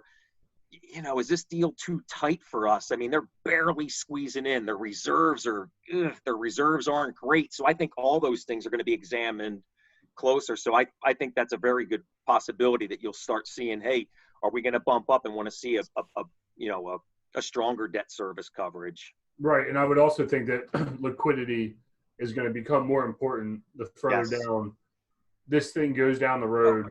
I think the more important liquidity in deals, compressed LTVs, actual cash on hand verifications. And actually, while I got you, I don't know if you follow the market, but Carl Icahn shortened commercial backed securities. Yeah. I mean, that's got to be something that stinks a little bit, right? Yeah, he is. And there was that other big guru over the weekend that put an article out that the commercial mortgage backed securities market's it's just get blown. Margin calls are happening. Yeah, it looks kind of ugly. Jason, I'll forward Jason the article I got this morning out. It's in CoStar. It talks about that commercial mortgage markets and dire straits. Do you guys have a heavy concentration in commercial office buildings that you guys have? No, we don't. Against? Thank God. A lot of our exposure is multifamily, single family rentals. That's good. Little bit of industrial, even a little bit of less of retail. And it's funny. I had a $10 million office deal cross my desk, probably in beginning of February. Thank God we didn't get involved in that deal. Yeah, no, I think that's Well, what's really interesting about that is I think this whole, we're all working remotely and doing this. I think the shape of the whole business world is going to change on this. Our large companies that now they say they had 30,000 square feet, they've got all their people deployed throughout their area wherever they working remotely. Are they saying to themselves, do we need 30,000 square feet of office space? That's right. I think that's going to change. We're in here talking mainly about residential. I think the commercial side might take a bigger smack in the face than we're going to take on the residential side. I do too. I think the commercial space is, in trouble. We had. So I got a ton of questions for Jim Chivers coming up, discussing the office space. I think that space, and not that real retail isn't dead. It's really, malls and stuff's really going to be dead now, potentially. So. Hey, let me go through one other thing. I don't know if you necessarily need to answer this, Scott. It's just a question that Joseph Jones put up there related to this, and then we'll let Mike Casey hop on. He said, how do people feel if the quarantine continues in the next month? I don't feel the market has felt the blown from the circumstances just yet. So I 100% agree with you that the market has not felt the circumstances yet. And I'm not sure when that's going to happen, and I'm not sure how low that's going to go. I do believe it's going to dip. I don't know if it's going to be, a few percent or 10% or 20% or maybe even more. And how long it'll go for. That being said, I think what sums up what a lot of these speakers are talking about, and what we agree with as well, is that, we're staying optimistic and proactive because, I want to be involved in the right transactions at the right time. I was talking to somebody the other day that lends and was like, hey, I'm out of lending. And I'm like, well, what do you mean? It's like, I'm out of lending. I'm just going to take a pause. I'm like, well, what happens if someone comes to you, buys a property for 400 grand and they just need 100 grand?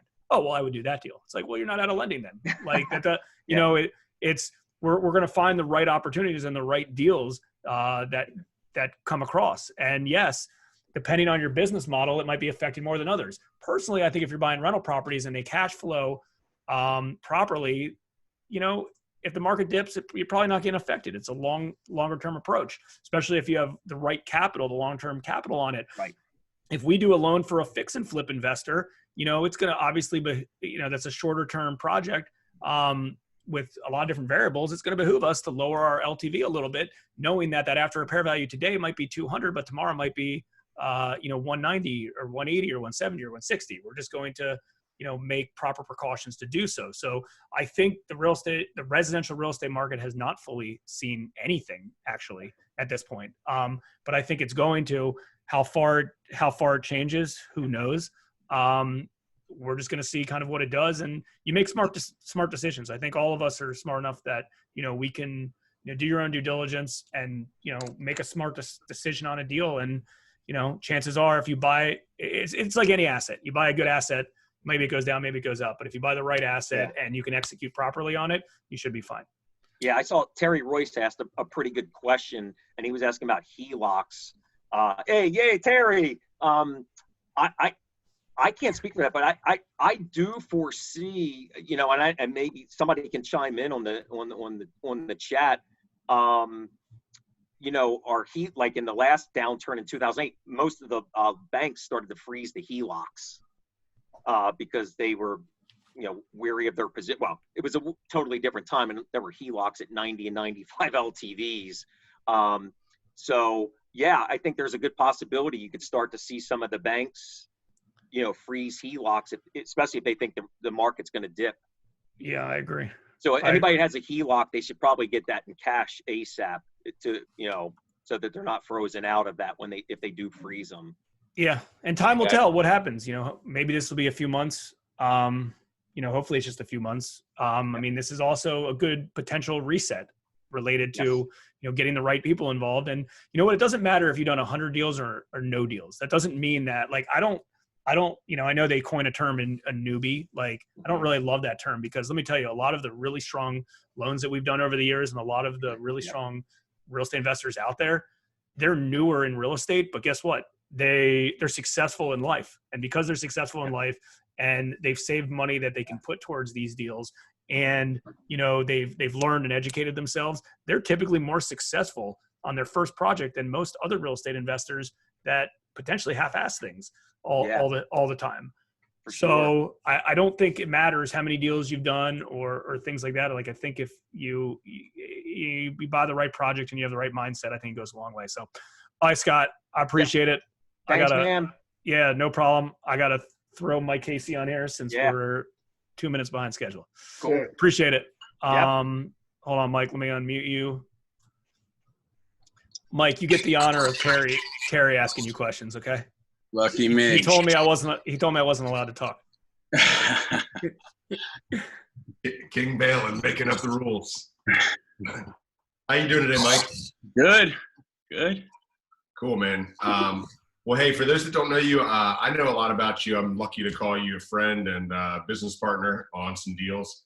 But I know that you've got a few Airbnbs and you've got a lot of experience. But just for those that aren't familiar with you, give them us like a quick 30-second intro on like your Airbnb experience and history, just so they kind of have a background. Sure. I've been doing Airbnbs for 5 years now. We have a couple down in Ocean City, and then some down to one here in the Baltimore market. So I guess in terms of what's going on right now, things have dropped off terribly. It's actually, we kind of started noticing a change. Last year was awesome. I mean, actually, with the last 4 years, everything's been going up. Last year was record numbers for all of our properties. Everything in terms of profit just kept increasing. And then we noticed a turn the beginning of this year, actually in January, we started to notice things. And then this month, one of our properties here, like in Little Italy that was always rented every weekend, never had any vacancies or anything like that. This month we've had 0 bookings. Well, everything is canceled now at this point. So are things canceled right now in the short term, or what's the forward-looking calendar look like through the summer and maybe even into the fall? Like, I'm sure you guys get a lot of bookings for conventions and people coming in town and Ravens games. Yeah, so we've started to have people even long term, even down at the beach and everything like that. Dropping out now. So I know Airbnb on their main site, they last updated it. I forget what the date was though, but they've shut things down, bookings and things like that. They've given 100% refund to everybody. So right now things are kind of tough. Yeah, left for the landlords and stuff like that running these Airbnbs. So even if you have like a no cancellation policy, Airbnb is still refunding that money? Yeah, we had a full refund policy anyway with ours, but I think I saw a notice though that showed up where they put it kind of automatic where they were refunding everybody on all the rentals. Okay. Have you had any people book at all during the last 2 to 4 weeks, or has it just been pretty flat altogether? Yeah, no book. Just cancellations. Yeah. So what are for people that you had said last year was awesome, just giving like a little insight, like to show the change in numbers, like what kind of numbers on a monthly or yearly basis, either bookings wise or whatever you're comfortable sharing, were you guys looking at on some of your properties versus what you're seeing now? Sure. Just for one specifically, I mean, that one that we have one in Little Italy. Last year it would range on the lowest, would make $4,000 a month, and it ranged up to making $10,000 a month. And last year it grossed $75,000. And that's one that we have completely vacant, zero. I'll have zero income for this month. Gotcha. And I see somebody posted a comment here in the chat that they're switching their Airbnb to allow longer term rentals this week. Is that anything that you've looked into with maybe your Little Italy property, just with? So I think that's what we're going to have to, I think that is what we're looking to do. And so we're lucky to have that flexibility with that property to be able to, easily switch that over to long-term tenants. Unlike though the Ocean City ones though, that are strictly depending on travel like that is a little more worrisome. So we are lucky though that we did sell some Airbnb properties because of kind of looking at the market and everything like that, feeling that we were at a peak, and with what the income was, we luckily sold some within the last 6 months. So, nice. So as far as I know, having known you, that you're pretty pro Airbnb. Once all this shakes out, and let's just say things quote unquote go back to normal, how would what's going on right now change, or maybe not change, your strategy looking at Airbnb properties in the future? Because I know you've constantly been looking to acquire more. So just curious as to your take on that moving forward. Yeah, well, so I think there's going to be some serious changes with regulations for like cleaning and stuff like that. I mean, it's all becoming a lot more regulated. I mean, with having permits and stuff like that, and registering your properties in certain areas. So I don't know. It'll be interesting. No, I don't think it is going to be as kind of like those previous years. It was relatively easy. I mean, it was still important. I mean, cleaning is still a huge thing with Airbnb and super important, and kind of makes or breaks an Airbnb. But it'll be interesting to see what they come out with, in terms of trying to regulate cleaning and cleanliness and stuff like that. But I think overall, though, I think it's going to be a rough year for Airbnbs this year. Okay. Well, I appreciate you sharing that. I know when you say it's a rough year, you're a pretty optimistic guy. So, but I think I'm interested to see all this blow over. I think as it shakes out, has the potential to get some short, quick bookings that could be more in line. But yeah, and you know what else I was going to jump in about is, hopefully this ends sooner than later, and hopefully by like the summer, the tourist industry is maybe not back to normal, but like back up and running, like I bet you there's going to be a little mini tourist boom because people are want to get the hell out of their houses and get away and be on vacation. You know, spring break locally here was like the first week of April, and you know, we were doing a house in Florida, and the setup was, and it was like a private management company. It wasn't like, you know, Airbnb or anything like that. And I mean, they were pretty sticklers on it. It was either like you forfeit half your deposit, or you gotta, you know, pick the same house that you're in, but we can extend it, you know, to a later date. So the way we have it set up is we weren't sure, so we're going in like July, and hopefully that's, you know, plenty of time. But like I think people are gonna want to go away and do stuff and, you know, fly again. I mean, Southwest Airlines, $39 for a flight right now. Like, might as well go book some travel in the future, you know, lock in on some cheap fares. And I mean, our flight, you know, then is a 25% of what it was. So I don't know. I mean, I think that hopefully all of this stuff is somewhat short-lived. Obviously this whole time is really unfortunate for tourists, you know, tourism, restaurants and things like that. And I'm hoping that in general, if they can just stay afloat for a few months, that they'll be stronger than ever kind of when everything comes back. Hopefully that's the case. Cool. Any last words, Mike? No, other than, I mean, I do think there is going to be a lot of kind of opportunity created in the market. And I guess one thing that I've been seeing recently, and actually just got a text today from a long negotiation on a commercial deal where actually I sent the paperwork back yesterday. We were going to walk away from a deposit. But people are very open, and we've gotten a lot of ridiculous terms kind of recently with buying deals under financed. Even with all the low rates and everything's with the banks, I don't know, even just over the last 6 months, I mean, we've been getting under finance deals at 0%, 2%, 4%. So I think it'll be a great time in the market, for buying holds and, also creating notes, even though it's a good time to get bank loans too. Oh, and thanks, Mike. And one other thing related to this, that's a good point to share with everybody is, you know, Mike didn't go all in with just Airbnb. That's not his only income stream.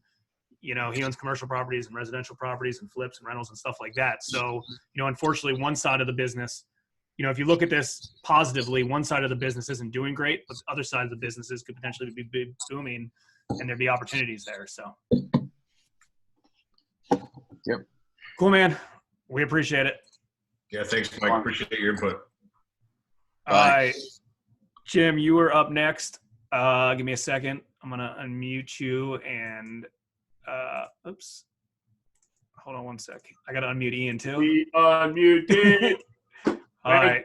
Hold on, Jim. I saw you somewhere. Hold on one sec. Get you unmuted.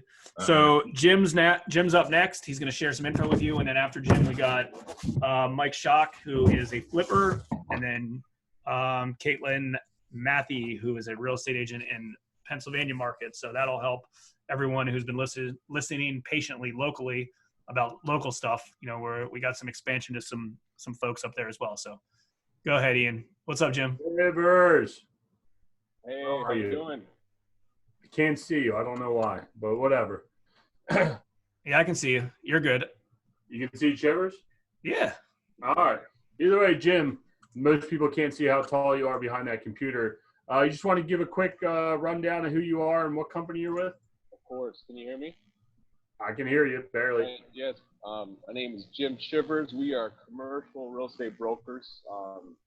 We are locally owned and operated here in Baltimore. Our offices are right in Mount Washington, and we kind of focus on a lot of industrial and office, a little bit of retail inside and outside the Beltway here in Baltimore. And I know try to talk a little louder if you can. Try to talk a little louder if you can.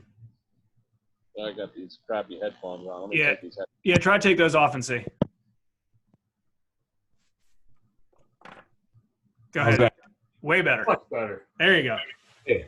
All right. So, we are local commercial real estate brokers. We're owned and operated locally. Our offices are in Mount Washington, and we do a lot of our business kind of inside and outside the Beltway here in Baltimore. Awesome. I noticed hopefully the quarantine's over so you get rid of that goatee and get back out and doing meetings. We are supposed to have a closing, a deal that you're representing on us happened Thursday. Some interesting things are happening. Are you seeing anything else like what we saw where buyers are trying to push back, renegotiate, buyers are bailing or willing to lose deposits? What are you seeing on that end? Yeah, well, let me talk overall about kind of the status of what we've seen. And you know this, Ian, and Jason's been involved, and also I've been bugging Terry to get involved in some commercial deals. But commercial real estate's had a hell of a run, I would say, the past 5 to 7 years, especially industrial and even office. And prior to this pandemic, experts and pros, whatever you want to call them, are going to say 2020 is going to be another big boom in the commercial real estate. And I think one key thing important here for Baltimore and important for our recovery is, we have a diversified economy here with med tech, e-commerce, heavy manufacturing, auto import and export. Our port continues to break records and kick ass. Food-related businesses are strong, and construction businesses. So what we've seen lately, and Ian, you've probably seen this, is that I think the investor deals are going to slow down here in the next 2-3 months. The owner-user deals are still happening. I've been on the phone this morning and yesterday, and like you said, we're supposed to have a closing tomorrow for a local or a national company that's going to buy, hopefully, our building on Patapsco, unless you tell me otherwise. But the owner-user deals are still happening here in Baltimore. That's your construction company that has a need for a building that wants to make it happen. But I think the investor deals are going to start to slow down a little bit here. Yeah, and I think leading up to this, that rates were compressing. Cap rates were compressing anyway. Capital was easy for your owner-user types to go out and buy their own building, and it came down to, I can rent for X, or I can buy for Y, right? Like, so in the end, it kind of worked out, I guess, for the owner users and pop that bubble. How you doing? Someone's just walking in the office. Yeah, no, it definitely helped pop that bubble. Now, something you brought up was about office space had a hell of a run going through 2019. Coming into 2020, who knows what that would have been. But now with everybody home teleworking, companies maybe having more strict policies on how many people are in a room, like how long does any of this continue? You see office space being the new retail bubble. What's your gut feeling on it? Well, listening to Scott, and I'm glad Scott's not wearing a suit. If he did, I'd have to throw one on. But Scott actually made a point of your bigger tenants, 20 to 30, 40,000 square foot tenants that have office space. Like, for example, Legg Mason, even though they're vacating or haven't done already, they're going to feel the pinch more than anything. And one thing I'm going to keep my eye on is I live here in Locust Point, is the Port Covington project. And how are they going to be able to survive the storm that we have right now? Just because, I've heard just hearsay that they can't get their next round of financing until they have identified that tenant. So projects like that will be affected, I think, more than anything. Your Legg Mason vacancy, your bigger office spaces will be affected. But still, I think, human interaction is a key ingredient to a healthy economy. People still crave attention, want to go to an office. Someone like you, Equity Warehouse, you want to go to your office and bother Dan for a little bit.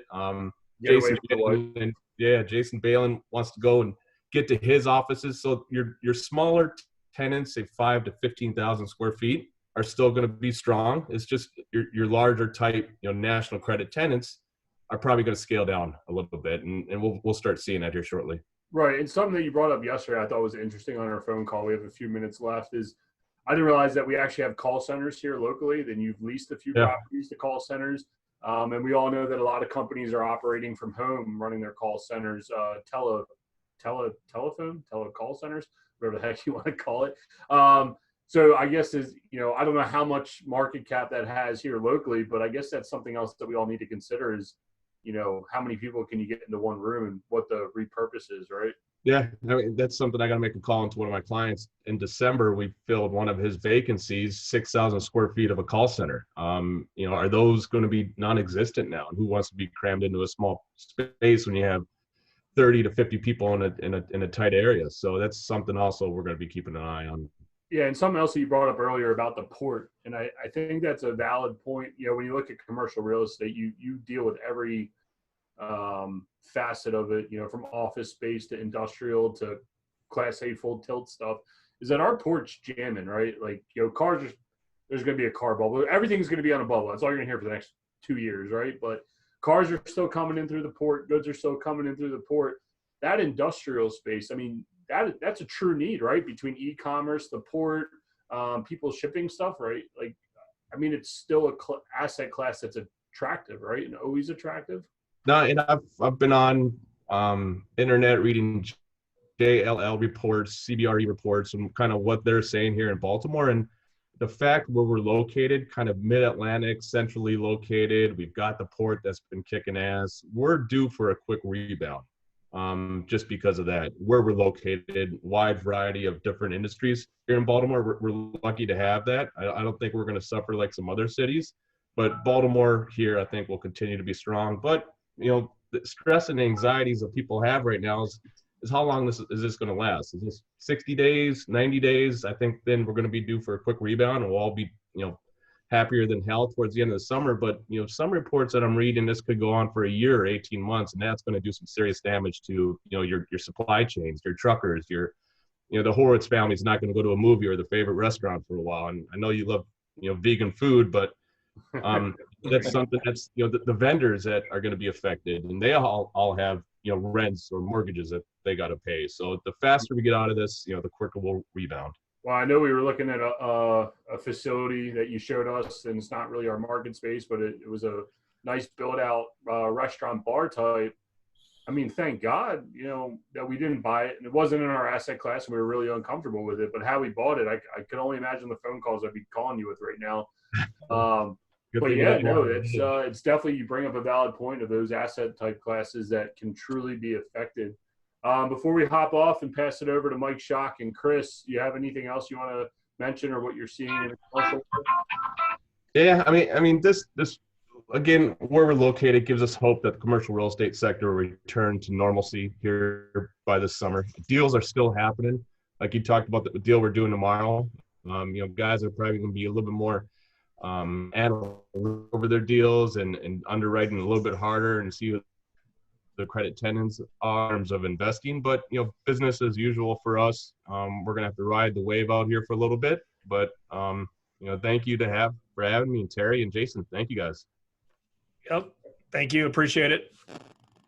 Cool. All right, man. We'll be in touch. We got Mike Schock on the mic next. Hold on, Mike. Let me unmute your thing. Are you there? Yeah, I'm here. Can you guys hear me? Yeah, there's Mike. What's up, everybody? Loud and clear, baby. How are you?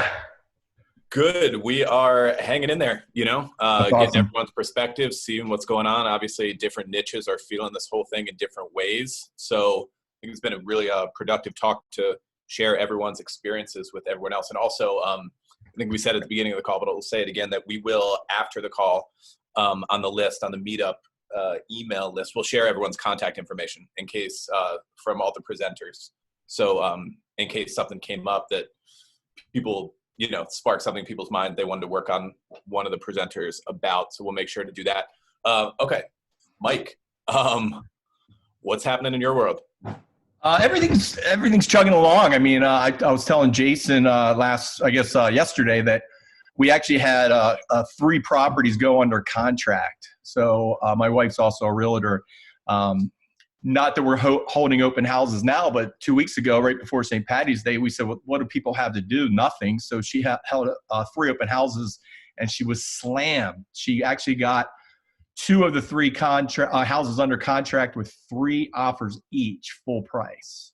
So wow, and they're properties of your own that you had rehabbed and you're ready to sell? Yeah, we just put our property we have up in Glendon, we put it on the market on Friday, and by Saturday we had 2 full price offers and we accepted 1 Sunday.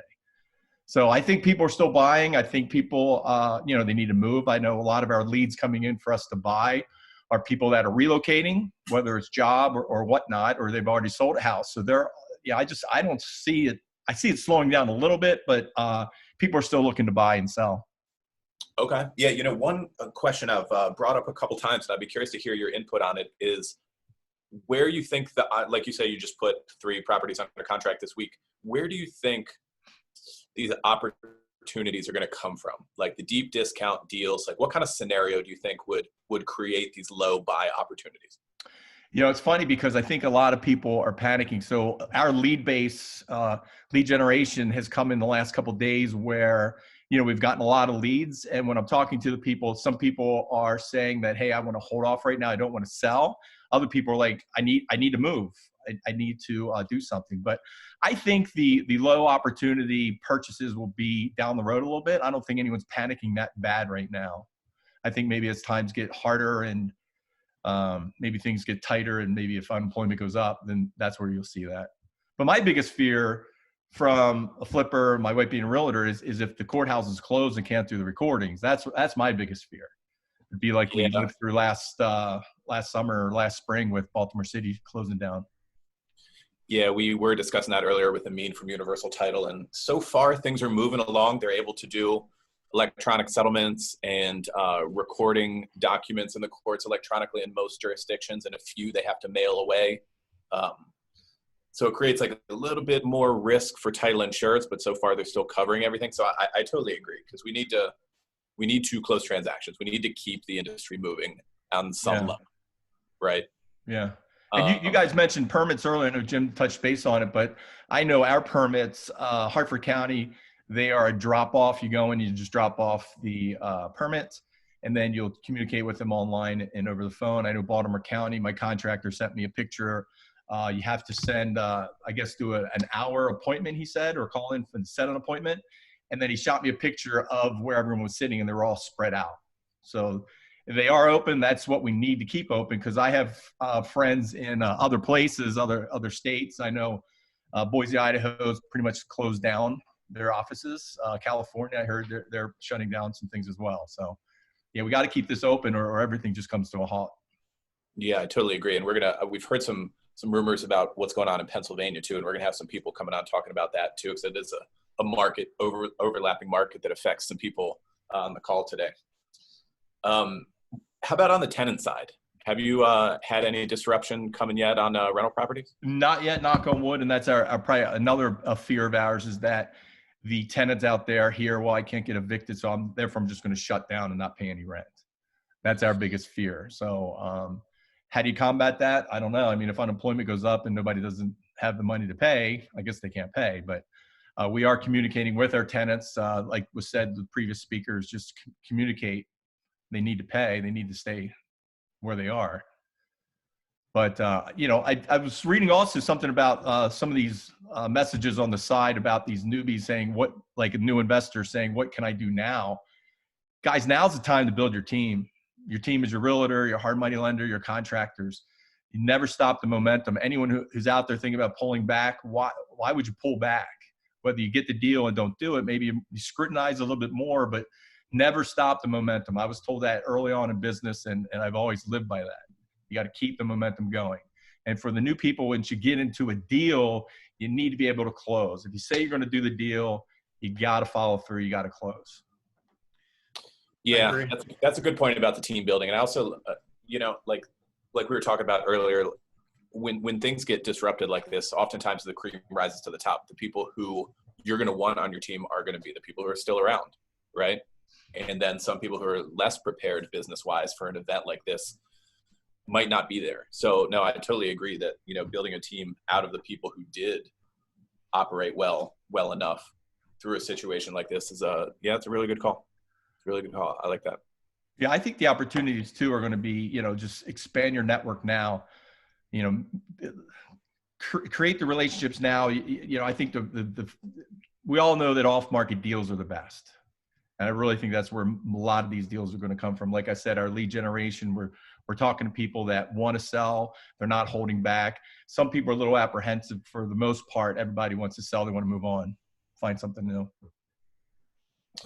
Yeah, no, I hear that. What else is going on? Terry, you got anything you had in mind for Mike or Jay? Anything additional stuff? I had a few questions on the list, and I pretty much rolled through them.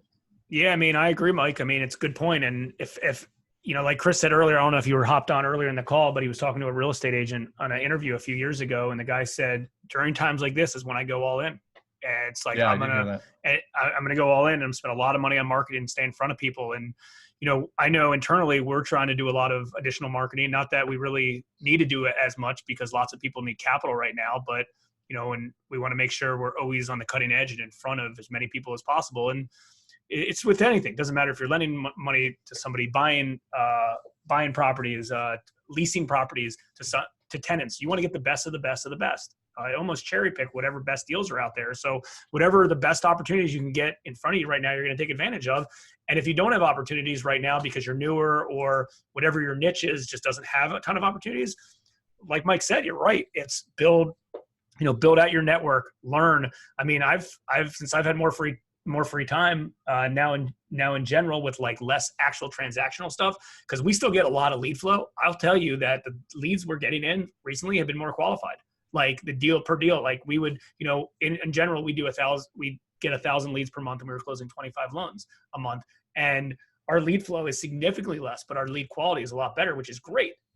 That's the best case scenario if you can do that. It's just like you going to do a marketing campaign and you getting 5 sellers that call you and all of them are somewhat qualified. You close on one of them. Like that, those numbers are great. So you can spend time on learning and listening to podcasts and educating themselves on what's going on. And I love being able to right now catch up on education and learning, because that's one thing Absolutely. That, sometimes falls into the back burner when you're stuck on transactional stuff.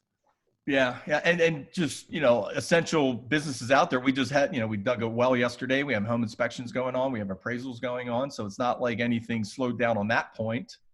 Our lead generation is up. I mean, we're busy. I mean, it's not like we're sitting here with nothing to do. Exactly. And I'm going to guess that you, along with everyone else we've really talked to, that when the right opportunities come, you're going to buy. You're going to buy a flip. You're going to buy a rental property. You're going to do what you got to do as long as it's the right numbers. And Absolutely. And not that we're in the stock buying business, but it can relate to, I've been watching a lot of these analysts, these guys buy, and they're like, I would dream to buy some of these stocks at the prices I can get them at today. And yes, I might look like a sucker tomorrow if these things decline 10 or 20% like they have, but you know what? They're good assets. They're good investments, and the price is right. I'm going to take advantage of them. Yeah, absolutely. Yeah. I mean, there's going to be a lot of great opportunities down the road. How great will they be like before? Who knows? But yeah. And like you know what? As long as you buy it right and finance it right, you're fine. Yeah, exactly. And guess what? You might buy a property for $100,000 today and it might be worth $90,000 tomorrow, but you do the right thing with it and that works. And then tomorrow you might buy a property worth $90,000. That's worth $90,000. The next day you buy it for $80,000. It's worth $90,000. So it averages out. So yeah, I mean, I think you're summing up what a lot of successful real estate investors have in mind as well is, we're out there, we might stay a little bit more liquid than we did in the past. So we don't pass up on opportunities. And, maybe we got to play defense on our current projects right now. We haven't really talked about that.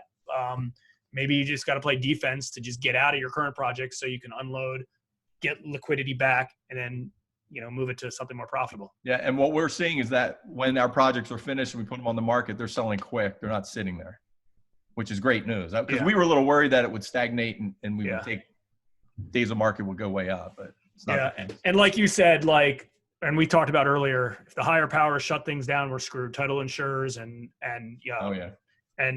permanent offices and courthouses and things like that. But I think based on other things that are currently in place now, they don't want to do that if they don't need to. And they know what happens if all that falls apart. And there's a lot of people involved that would get hurt if real estate came to a halt. So, but it looks like everyone wants to pivot and do whatever, work remotely. And, it's good to hear that everyone's still very proactive in this space and optimistic and not just, hey, I'm going to hide under my bed, and wake me up in 3 months.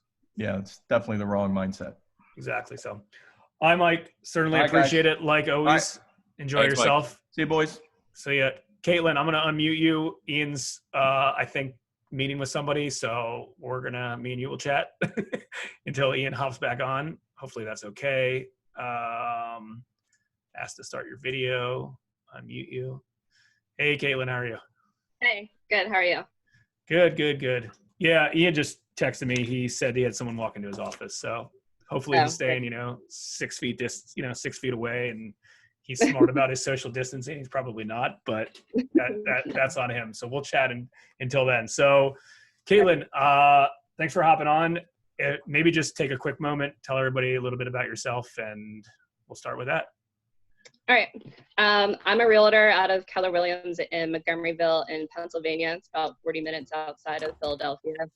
Going on my 6th year in real estate, and I work mostly with residential home buyers and sellers and investors in Philadelphia, Montgomery, and Bucks County. Nice. What are you seeing out there? Are people still buying? People are still selling? Like, you might have to educate some of us related to if courthouses are closed or if title companies are closed, but are real estate transactions in general still kind of moving forward? Yeah, it's in Pennsylvania, I feel like it's been changing every 30 minutes. Okay. But I mean, as of last Friday or Thursday night, when the governor made his first announcement for shutting businesses down, I mean, everyone in the real estate industry was considered not essential and shut down. But our title companies are petitioning to stay open. And as of Monday, title companies and lenders are considered essential. Real estate agents are not. So can you, if someone came to you today and wanted to list their house, could you do that? Well, so what I'm doing in my business, and what I think a lot of people are doing, a lot of realtors we're in our MLS, we're allowed to promote or market coming soons. But the tricky thing is you're only allowed to do that for 21 days ahead of time before you make it an active listing.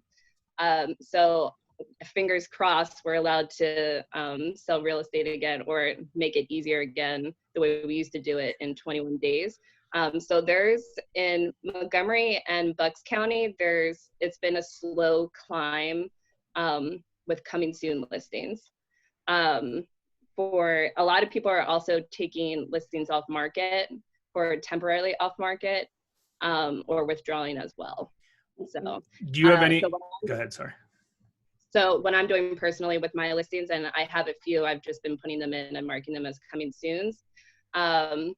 Sadly, I don't have any pictures of anything yet. So once I'm able to get some pictures of the properties, then I'm going to start doing some heavy virtual marketing and virtual tours and all over social media and stuff like that. What about properties that were already under contract with settlements in place with buyers looking to yeah, move out of one house and move into the new house?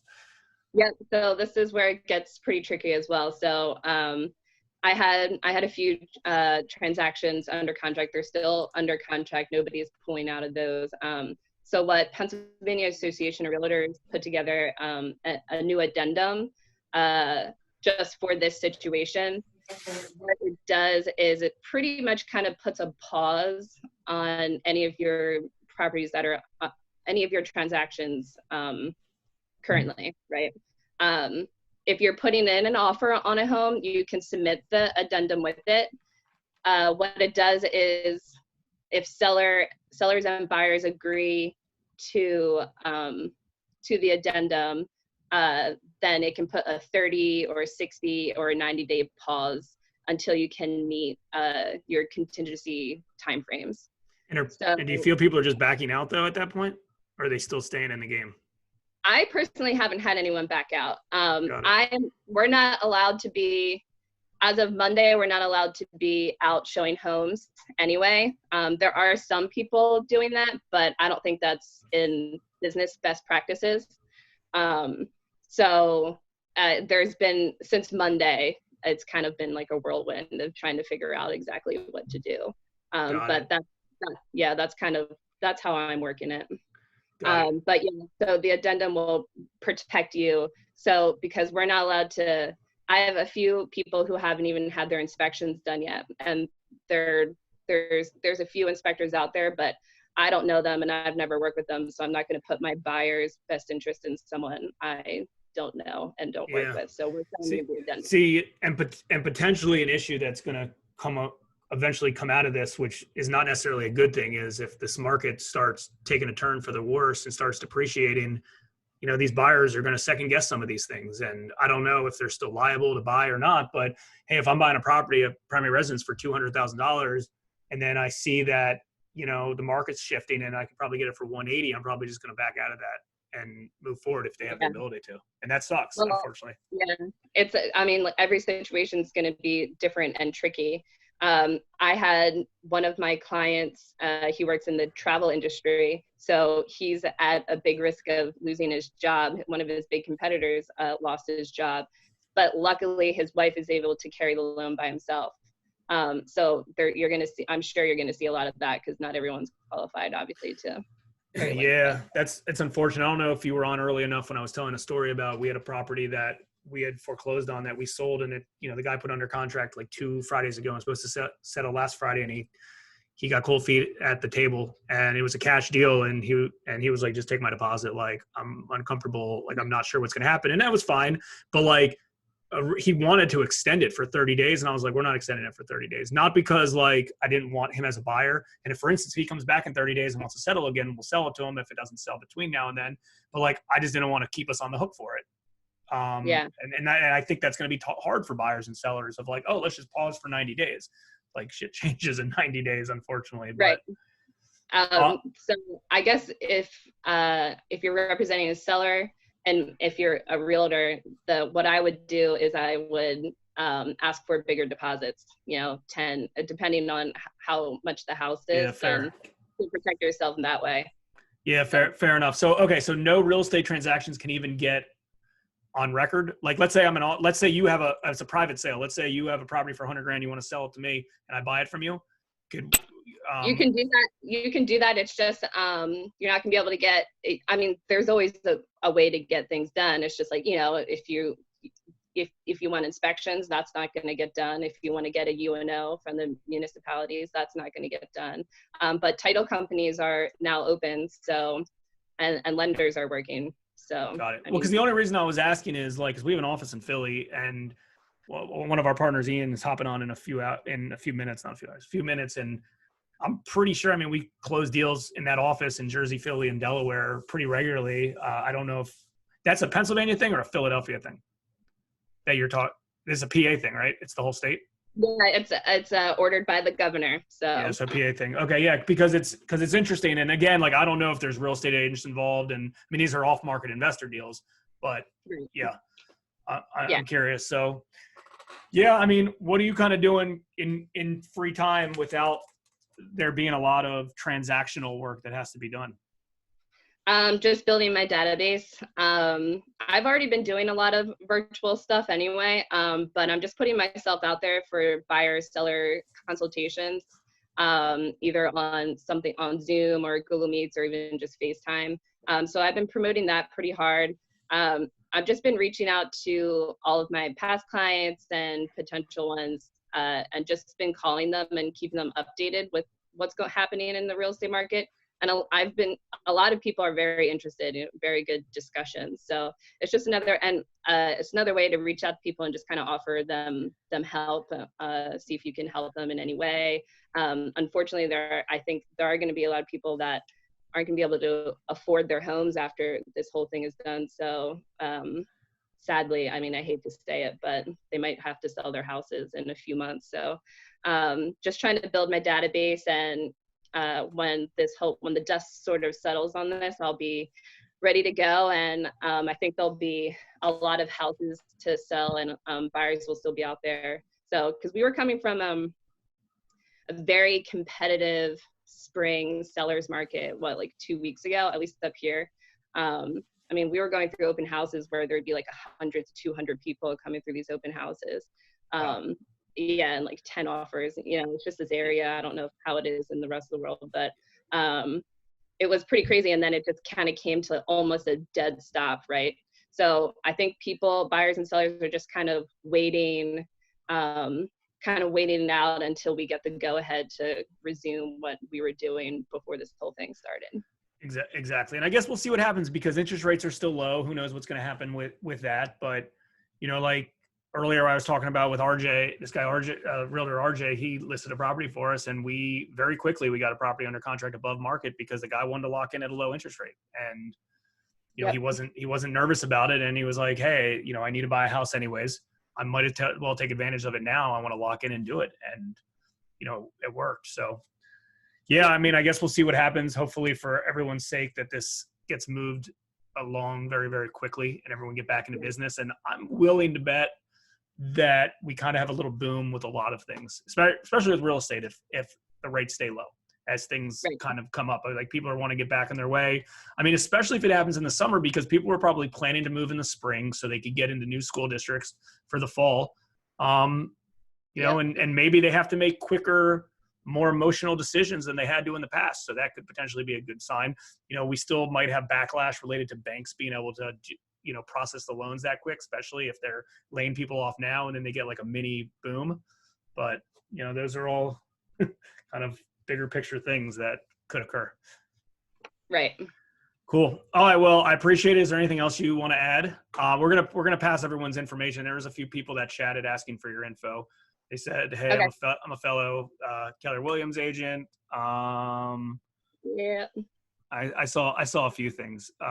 Roger is looking for your information. He's looking for a realtor in PA, things like that. But we're gonna pass everyone's info along, so we'll get that. And yeah, I mean, if you want to add anything, feel free. Just that I think it's interesting that nobody has ever dealt with a situation quite like this before. I mean, similar, but not quite like this, right? So I think it's important to realize with any transaction that everyone's just sort of navigating through this. And if we can just sort of support each other, like keep doing things like you're doing with these conference calls and even just a phone call to other people that you're working with and local businesses and just trying to help and support each other. I think that's important. And sure. Go Birds. Fair enough. All right. Appreciate it.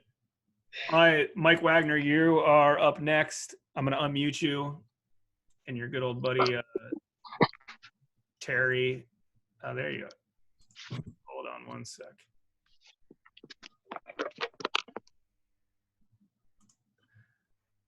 Hang on one sec. There we go. Howdy. How we doing? Good. How are you? I'm really good, man. Thanks for having me on. It's been a great conversation so far. Absolutely. Terry, you unmuted? I know, or are you just sitting there silently in your basement? King Balin unmuted me. Thank God. Playing host dictator over there. Jesus. No, I'm good. Hey, Mike, how you doing today, man? I'm good, man. How are you? I'm doing great. Appreciate you hopping on here. You know, I'm lucky enough to, well, unlucky, depending on how you view it, to know you pretty well and call you a friend. And you're also one of my coaches. So I'm glad to get to spear you a little bit today. So, but for those that don't know you, give a little quick 30, 60-second intro about yourself, just so the people here in the Baltimore market know you and what you do and your past and current experience. Yeah, I am. Long story short, I live in Western New York, about 350 miles from the hotspot that is New York City these days. And I started out as a typical landlord, buying duplexes through 4 families and fixing them up and renting them. Ultimately, I wasn't making as fast progress as I wanted. This was back in 2007. So around 2011, I pivoted completely and transitioned into self-storage. And that's all I do now. Our strategy is simply to buy undervalued storage facilities and optimize them, get them up and running, and then either live off the cash flow or sell them to extract our equity and move it into the next project. So it's, you know, it's a very low volume, high margin game. I mean, where I know a lot of you guys are doing 100 deals a year, I'm 8 or 9 years in and I've done 5 deals of my own. I also coach some folks and I participate as a minority partner in those, and they do a little more higher volume just because there's 10 of them instead of just me. But in a nutshell, that's what we do. Cool, man. So tell, what have you been seeing the last year or two in regards to self-storage, and then what are you seeing now within the last 2 to 4 weeks? You know, I know I've had some offline conversations with you, but just to share with everyone on the call what you're seeing and what you expect. Yeah, and here's the deal. Like, storage has been a buzzword for a while now. It's been a relatively hot market. There have been people in our industry for 3 or 4 years saying that, you know, we're at the peak and things are about to turn downward, and yet it hasn't happened and we keep rolling.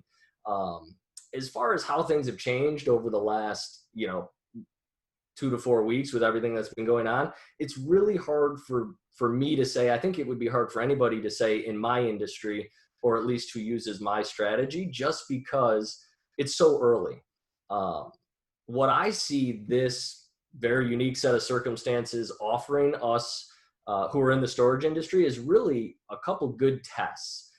For one, and anybody who's heard anything about storage, one of the things they usually hear first is that it's quote unquote recession proof. And I always caution people against that. It is not recession proof. I don't think there's any such thing.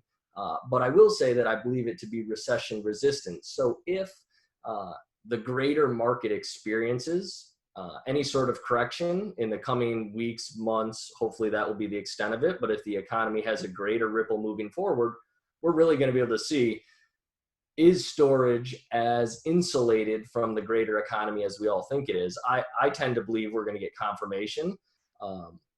And early signs of that, again, this is far too early to draw any conclusions, but over the last 2 weeks or so, I'm an owner in 3 properties currently of my own, and then 8 or 9 of my students. And I have access to all our occupancy info, and we've all experienced an uptick in the last 2 or 3 weeks. So, you know, two of the things that storage kind of relies on are consumerism. So when the economy's good and Americans are buying a whole bunch of crap, we're happy to give them a place to put it, and they pay us monthly rent for that.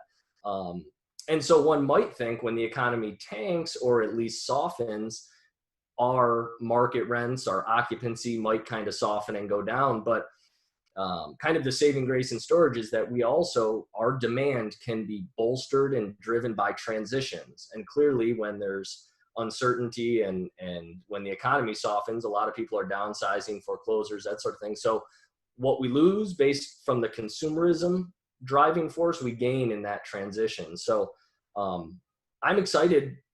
You know, I wish it weren't in such tragic circumstances, if that's not too dramatic a word. But I see it as an opportunity to really test what I think I know about the industry that I've been in for the last 9 years. The other thing I'll say, I mentioned 2 tests. The other one is, I think it's going to be a good test for the strategy that I've deployed myself. I know Ian earlier in the call mentioned some conversations that he and I have had back and forth about leverage and what it's good for and what it's not good for and that sort of thing. He made me out to be the uber conservative non-leverage guy, which is only half true. But you know, I think leverage is hugely powerful. I used it to build, you know, the portfolio that I have today. My point is always that there's a time at which enough is enough, and deleveraging can be a very wise move. And that's what I've been doing for the last couple of years. So long story short, I just want to share with you the strategy I've deployed from a conceptual standpoint, because this can apply to anything, not just self-storage. And I am very grateful that I've been adhering to this up until now, just because it gives me a level of comfort when a lot of people are feeling a little more rattled by some of the uncertainty, at least in the circles that I've been talking within. And that is this, right? We operate in tertiary markets, which are the last ones to feel the ripples from Wall Street when things get shaken up there. The folks where I am investing don't feel it. We're talking about very rural markets, some of the least populated counties in some of the states that we're operating in. We also do value add. And so we're buying right 40, 50 cents on the dollar. And then I think most importantly is that when we make a purchase, it's always, and I get this question from investors a lot, well, should I buy this one?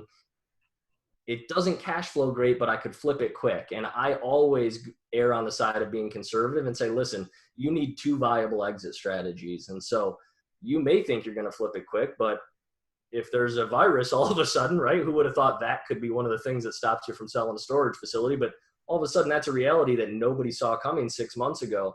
And it's just an example of if you put yourself in a position where you win, whether you flip it and make quick cash, or you win if you hold it long term, say 3 to 5, 10 years, if that's still a victory for you, there's no way to lose, because one of those 2 things are going to happen. You're either going to sell it or own it, right? And so I'm excited from an investment standpoint to see how this plays out over the next couple months. My hope is that everything within a couple weeks or months lifts and goes back to normal, and maybe we do even see a bit of a surge because of pent up demand, in all realms. Yeah, something I want to touch on. You had mentioned that you could see this potentially driving occupancy on your properties up. In theory, that could drive the income up, but do you think that would drive the value up, or the cap rates are going to change a little bit depending on what the turnkey buyers models are? Yeah, that's a really good question. And I think it's a valid point to consider. Just because our income goes up doesn't mean that our valuations will also go up. Now, those things are usually tied together, but if there's other forces, as you mentioned, like changes in the cap rate that are associated with either, tighter lending restrictions or whatever the case may be, we may or may not see any actual increased equity as a result to our increased income. But the thing is that's the beauty of it. When your income goes up, yes, it'd be nice for my revenue to go up and my value to go up. But if either one of them is going up, I'm not going to be in that much of a hurry to take any action, right? I'm going to wait until we've gotten to peak valuation. So the other thing I want to touch on is that one of the things that I believe gets storage investors specifically in trouble is when they start to blur the lines between investment and speculation. And I think where we as an industry are most guilty of that is with ground up development, where we're taking on these anywhere from $2 to $10 million. And this is not my strategy. It's not something I do, but it's out in the world, and it's been very rampant for the last decade or so in storage is, developing from the ground up these very large Class A facilities in prime markets and, throwing together pro formas that look relatively legitimate. Yeah, we're going to take this $7 million project. It'll be worth $11 million within 4 years. And looking at it from the 10,000 foot view, it looks to make sense until you realize that the exit cap rate required to get that are today's cap rates. And we have no idea what they're going to be 3 to 4 years from now, right? And so that's where the speculation takes over. And with numbers that big, a cap rate shifting just by a point or two can basically cannibalize all of the profits, right? And so that's kind of what keeps me out of the development game, and why I prefer to kind of mitigate risk through buying existing value add properties and then tacking on some expansion or development to those properties. The difference being we're funding the entire expansion through the project itself in the form of cash flow. Awesome. I know we got just maybe a minute or two more here. We got to wrap up, but is there anything else you want to share about your experience with self-storage, or I know you've got a lot insights to share on a lot of different things versus leveraging, deleveraging, storage, or whatever it may be, but just anything to wrap up. And also drop a link in the chat here to your group. I know you have a pretty active Facebook group. After you hop off, people can join and connect with you. Yeah, right on. I'll do that for sure. I think my thing is, again, I'm not opposed to leverage. I think it's a very powerful tool. My 60-second soapbox that I'll jump on is that there's nothing wrong with it as long as it doesn't compromise your ability to survive the uncertainty that gets thrown at us in situations like this. Very quickly, the world looks at you can't have the reward without the risk. And I know that to be true, but I also don't believe, and I reject the idea that you need to take bigger risks to get bigger rewards. I think as sophisticated investors, we can all benefit from knowing that we have the ability to compress our downside risk to darn near zero, to where if things go sideways or upside down, you don't have to feel that in your daily life. It'll bruise your ego a little bit and you'll wish you had done it better, but it doesn't have to change your day-to-day life if you structure it properly. And so that's kind of pinching that downside risk and yet retaining probably not all of, but most of the upside. It's kind of like swinging for a base hit instead of a home run. So take that for what it's worth. I will pop in my link. If anybody wants to talk storage, I'm always happy to do that. Appreciate it. I love base hits. Hey, listen, you do 4 base hits, it's a home run with a lot less risk. That's my thought process. Thanks, Mike. And you got to get on second if you want to steal third, right? Yeah, exactly. I love it. Listen, slow and steady wins the race. Because if you could jump up like this, chances you're going to fly right back down. But if you just tick along over and over and over and over and over, you get a little speed bump here and there. It's not the end of the world. Appreciate it. Definitely appreciate you chiming in. All right. So next up, we got Ryan Huck. I'm going to unmute him in a second. And then after that, we have our partner that runs our Philly office, Ian Walsh. Actually, the last two people are both Philly, Jersey area. So that'll be helpful since a lot of the stuff we've been focusing on has been DC, Maryland, Virginia. And as soon as Ian's done, we're going to do a little Q&A for as long as all you brave people want to be around. So I know everyone's stuck around. We had about 370 people that started. We got about 172 people still left, which is great. I know this is kind of long, but I think it's important, and I'm hoping everyone's getting value, and I'm sure people are also going to have some questions afterwards. So Ryan, I'm unmuting you, and hopefully you can hear us and we can hear you. I can hear you. Can you hear me? Absolutely. Hey Ryan, what's up? Ian over here. Hey Ian, how are you? Good. Hey man, just real quick, if you want to introduce yourself, where you're from and what you do and what brokerage you're with. Yeah, I'm from Ocean City. I'm getting some feedback. Let me see if I can. I'll just take one piece out. That should help. From Ocean City, we do a lot of vacation, second home sales, second home rentals, investments, and rentals in general. Been in the business about 6 years. So I've seen it from the flatness after 2008 all the way up through the current run and where we sit today. Okay. And so what do you think, so currently what are you seeing in the market I'm assuming you do some of the weekly vacation rental stuff. I know you concentrate on a lot of home sales. Have you seen a little bit of dip in the market? Have you seen prices catching up, getting away from you? Are people retracting? And also if you could comment on week-to-week rentals. Do you see the week-to-week rentals that you normally guys get down there in Ocean City, New Jersey? Are they still moving along? The weekly rentals and our local economy really depends on about 3 months from June, July, August. We make all of our income, all of the businesses, all of the vacation rental investment owners, these second property homeowners down here. If they're not making that income in pretty much that 10-week gap, then we could have a lot of stress put on those homeowners. The phone's ringing off the hook right now trying to cancel their rentals because they don't know when they're going to be allowed out of their homes. So right now they're thinking, whatever, I'll just cancel.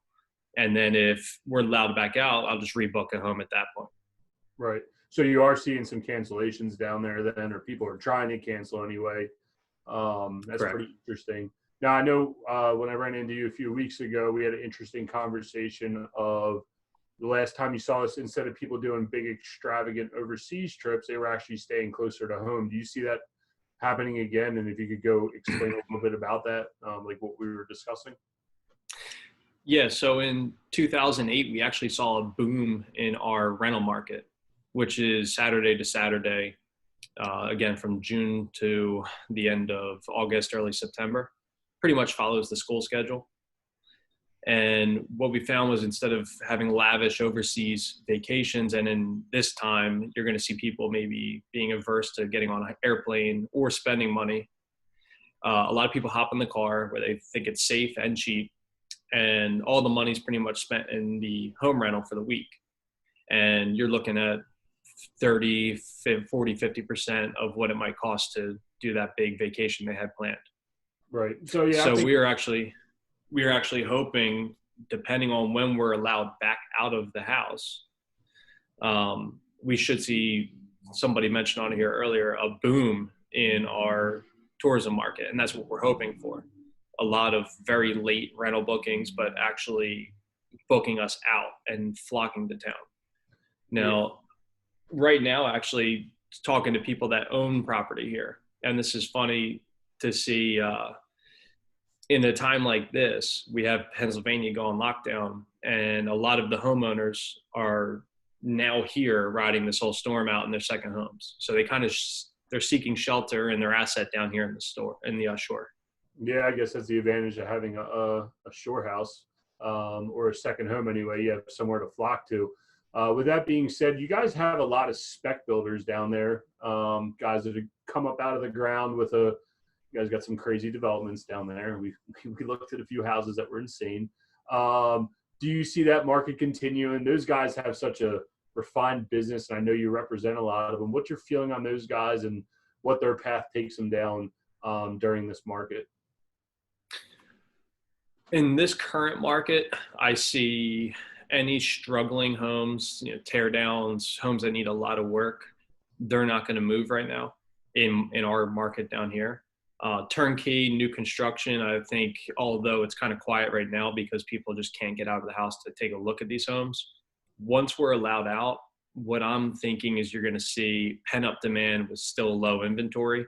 And all those nice homes, the new constructions, they're all going to sell. People are going to come down and use them for the summer, buy them, rent them for the summer. Or if it's not that soon, they'll probably buy them in the fall and they'll be ready and geared up for the following summer 2021. Right. But the investors, the developers themselves, one of Ocean City's biggest, possibly the biggest developer, has put all of his current contracts to buy teardowns on hold or pulled out. And he's walked away from, if someone wants to go after his deposit, he's willing to walk away from it. Wow, that's a pretty intense move. I mean, if you're saying he's the biggest developer, I can imagine he has 6 figures plus out on deposits, maybe close to 7 figures. So that's pretty crazy. And he probably has other guys that were speculators that are following his lead too. Well, and you got all that soft costs and everything else that it's not just a deposit that I don't think people realize that they lose. It's soft costs too, architects and everything else, Yeah, and vendors you'd be using for projects. Yeah, Ryan, what about people looking for a second home? Do you think this is the time to come in and scoop up a second home at a discounted price, or you think we have to wait a year and see what kind of fallout comes by? I think to answer that question, honestly, you have to see how soon we're allowed out of this and how quickly the economy stabilizes and people are okay with, okay, I'm not going to lose my job. I still can't afford that second home that I was thinking about buying. And if it's June, remember they can't settle until maybe July 1st, but more likely middle of July. And then how much summer are they going to get anyway? So it's really critical for us, unfortunately. Right now is our big time to be selling homes and everyone's in by the summer. So it'll be interesting to see when everyone's recovered and starts coming back down here again. I do think most of our homeowners down here are very financially stable. Something like this isn't going to bother them too much. Right. A lot of them own a $1 million, $2 million home down here at the shore. They use it for 1 month and that's it. They don't rent it. It's just something that they come to and they use for a few weeks or a month. Others that I think will be harder hit by this are like some of the clients. I would say probably about half of my clients, they're looking to make a purchase. They want it to be an area that they like to use themselves, but they're also relying on that rental income to offset their mortgage payment. So, for example, I just had one close about 3 weeks ago. And with everything that was starting to go on, he was getting real nervous and said, you know what, you got a really great purchase price. It's new construction. It's going to rent. But someone like him, he's like, hey, I just barely had enough to get the down payment. I was really banking on that $40,000 of income to pay for the $600,000 house. So if that income doesn't come in, you might have an influx of motivated sellers, probably in the 400 to $1 million price point, and there'll be condos, rental properties. Right. And you might be able to get a little bit of a discount. But the one thing that we do have is extremely low inventory.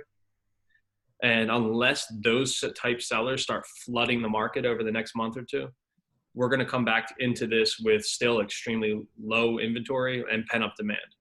Right. I don't know if Jason's going to let us go much longer, but I don't know how often you get out of Ocean City, New Jersey, and shoot up to Atlantic City or over to Wildwood. Do you see those markets dipping a little bit, or it's a little bit softer, maybe with your buyers, you know, they're in the $200,000 to $300,000 price range, and it's a second home and same type of thing. Do you see a little more dip in those types of markets? Because I know Atlantic City was just starting to make a bit of a resurgence on the single family market. I'd be interested to hear what you have to say. Yeah, both of those markets, actually, it's interesting you brought that up. I've actually been focusing a lot of my attention into buyers looking into some markets like that. People right now are looking for cash flow properties. Investors are looking for something that's going to pay them back. Whereas in Ocean City, you kind of have to rely on the appreciation of the home as well. It might just barely cover itself. It might cash flow a little bit. It might cost you $5,000 a year to own. But down the line, you know, 10, 20, 30 years from now, you're going to get what you paid for it, all of your rental income, and then add another 20, 30% to that. That's what you're hoping for. Right. Now in Wildwood, I actually have 2 contracts that just went through in Wildwood. And I really don't do too much business down there. So it's interesting. A lot of my current clients are actually active in Wildwood, and Ocean City is pretty much asleep. I do see those markets probably getting hit harder. There's probably a lot more opportunity, mainly because there's less demand to buy into that market, and they have, comparatively to Ocean City or Stone Harbor or Avalon, they have a little bit more inventory. Right. Well, we really appreciate it. I think Ian Walsh is up next. Those that want to get a hold of Ryan, Jason's going to be sending everybody out Ryan's contact info, and for everybody that was a speaker on here. Yep. If you haven't been to Ocean City, New Jersey, I'll vouch for it. It's an amazing place, minus the no alcohol. Bring your own beer, but it really is an amazing place for your families. Thanks, Ryan. Thank you. Hey, Ryan, I appreciate it. Thank you. Ian, I'm throwing you up here in a sec. I'm already up here. Hold on one sec. I got to unmute you. There we go. All right, so Ian's going to hop on with his HMB background for about 10 minutes, and then we. Why am I the only guy on this? How do you not have that background? I don't know. I mean, you're like cut in half. Like you're like. The only thing important is this and that behind me. I'm not my stupid face. Yeah. Okay. Okay. All right. So I got to unmute Chris. Chris, are you unmuted? Because Chris is going to chat. So, all right, we're going to hop on with Ian for a little bit. Ian is our partner that's, 5-6 years? 5 or 6 and a half years, man. All right, I should have said 6 or 7 years. Okay, 6 or 7 years. As everyone knows, Chris and I lend, through HMB in Maryland, Virginia, and DC, and Ian and also his brother run everything in Philadelphia, or Pennsylvania, New Jersey, and Delaware.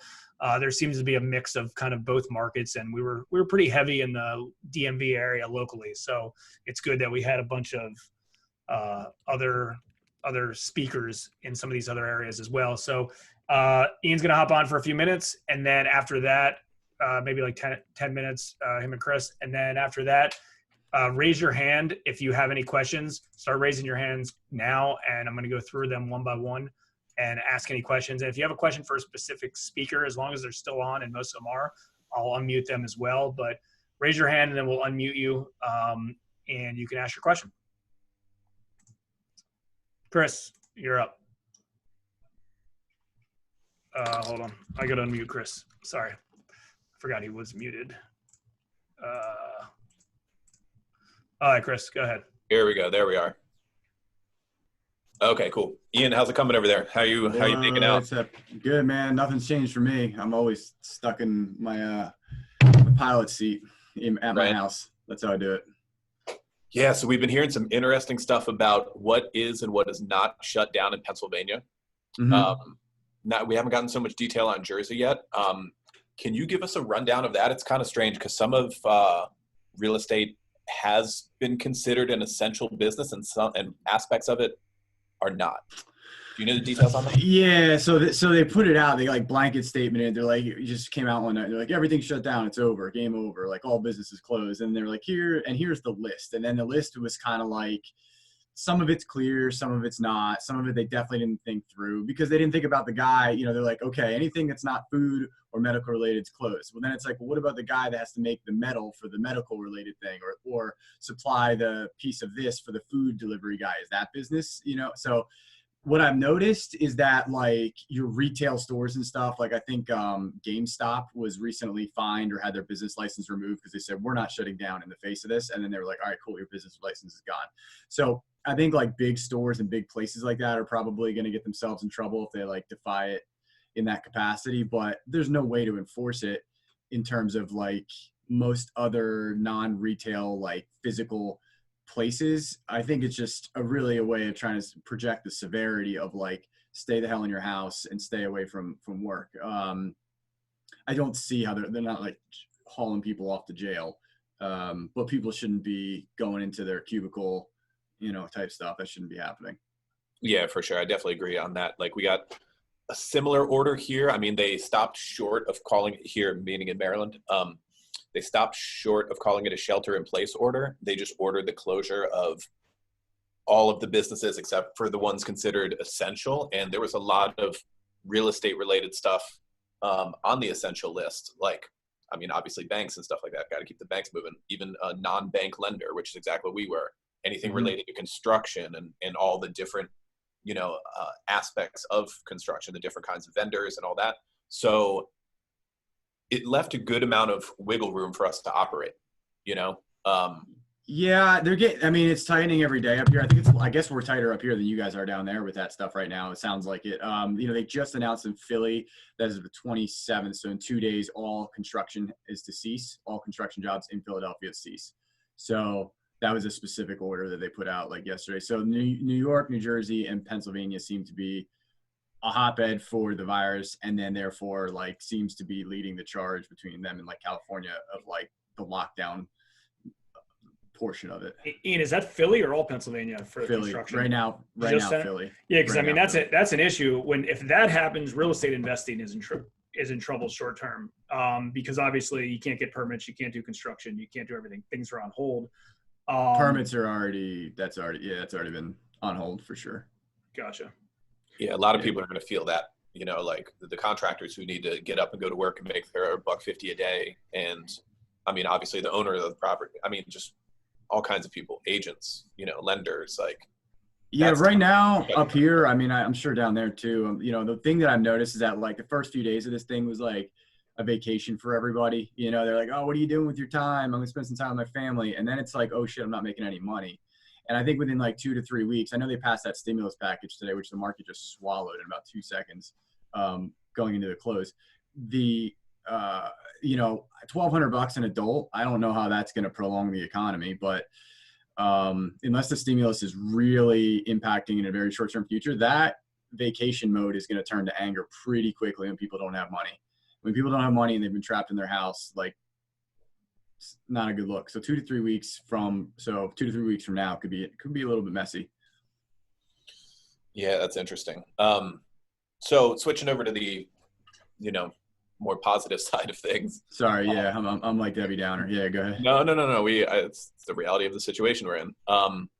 So we've been talking about, with some of the investors on the call, we've been talking about the potential opportunities that are going to come out of this. And also internally, obviously the HMB team, we've been talking about lending opportunities that are existing now and here into the near future. What kind of stuff do you think is going to be from the lending perspective, since that's what we get up and do every day? The dual deals, the smart deals, like what's our next 90 days look like in your opinion? I mean, right now I can tell you it's hitting hard. I mean, Jay, you know it too, seeing this stuff coming in. Like the question I'm getting all day long, and I'm just like literally trying, like, we are in business, like we are lending. You know, that is like the number one thing, because all of our competitors' doors got locked shut tight with Wall Street money disappearing overnight. And everybody around here is gone. And so I'm literally the email I'm answering all day long is, are you in business? So the short term we were built for this. Our company was designed to not take the short term money, not play the price wars. And it's harder when you're in an upswing the way it was for us. It was harder for us. But at this moment is when we thrive. And I don't mean thrive because I don't like to take advantage of other people's situations. I'm definitely not doing that. All we're going to end up doing is being in a position where stronger borrowers that were getting like 8-1 money. that's disappeared, and that's going to go away, and they're going to come back to us. And the only opportunity that we really get is we get to lend to stronger borrowers. Newbies are kind of disappearing. Like, I've already seen it in the last week. Jay, I know you've seen it too. It's just, newbies, honestly, and this is not a time for you to be in the market. This is a time for you to study or take a class or something, because you get crushed in this kind of, we haven't even seen the volatility of comps in the next 90 days that are going to change and stuff like that. But from a lending perspective, I have literally had more inquiries probably in the last 3 days than I've gotten even in the height. So probably about matching the height of like our lending output. It's right back where it was, and it's increasing due to the fallout from other lenders. Yeah, for sure. I mean, in our position, obviously we have to be cautious moving forward. Like you were saying, comps changing, could be seeing decreased values. So we have to be conservative in our lending. But yeah, I mean, our niche, the people who stayed private capital, stayed lean as a company, stayed conservative risk-wise, we should come out okay. I mean, it's going to be tight. It's going to be tight. There's no doubt about it. But yeah, in some ways we were designed for the stress test. So yeah, I mean, we're fortunate there. And that's not to say we're not going to have any headaches, because obviously we are. We have outstanding loans with construction projects being illegal. Yeah, it's just about how much pain do you have to suffer. Everybody's going to suffer pain. It's about how much. Yeah, totally, 100%. Cool. Yeah, Jay, anything you wanted to cover while we had Ian on here? Yeah, I'm just kind of thinking through the next weeks or months and future, and not just us as our company, but just what investors are going to do if, because that's different than here. Like, it's pretty much business as usual down here. It is. Things are open. Things are slower. Title companies are in business. You can go buy and sell a property today and get it on record and do business. It seems from talking to Caitlin and Ryan and now you that, stuff, it's hard to conduct business. Like, if you sold, Ian, if you had a property and you sold it to me for $100,000 off market, could I go get title insurance and do a closing today and buy it? So all I've gotten back from there are some title companies closing. I don't know if those was title already in on some of our transactions. I'm not sure. I haven't put since Monday, I haven't put a new deal that needed new required title in motion. So a lot of title companies are going, we're still in business. We're doing this. And then I'm like, well, how are you recording this, or what's your policy for that? Or how are you, how are people searching this down the records down at City Hall and so forth? So my answer is, I'm not sure. I could answer that question probably a lot better Monday or Tuesday in our location after a couple more deals pop through. But everything that we've had now has been like title already in motion or it's ready to go. So I'm not sure. And keep in mind, most of those counties up there are doing everything. They can pull abstracts and do stuff electronically. We've already double checked that and record electronically. But I guess the point is if you're not allowed to leave your house and you're kind of stuck in places, then can it get done? I mean, closing real estate agencies is a big issue. It affects a lot of stuff. So I'm going to do some more due diligence on that as well. And I guess the virus, right? It's either going to one of two things are going to happen. It's either you guys are about to experience what we're experiencing because it's going to spread down your way, right? Or it's going to go the other way. And if the quarantine's working, you guys will never experience what we're experiencing up here. So I guess the answer is, if it continues to spread, which I think the trajectory is still just like through the roof, you guys will be soon feeling it. But I don't know, Jay, I would definitely say it's not like a booming month or anything, but it's like things are still happening. People are finding a way to get it done. Like, deals are being done. The retail end is dead stopped. I've talked to 3 big brokers up here and Mike McCann yesterday.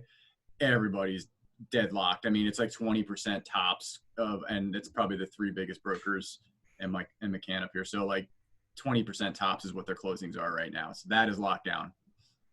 Yeah. But I'm saying because the unknown thing is can you close a real estate transaction? Like, if I had a closing today, can I go to a title company, or can they send me the information and can I close and get it on record?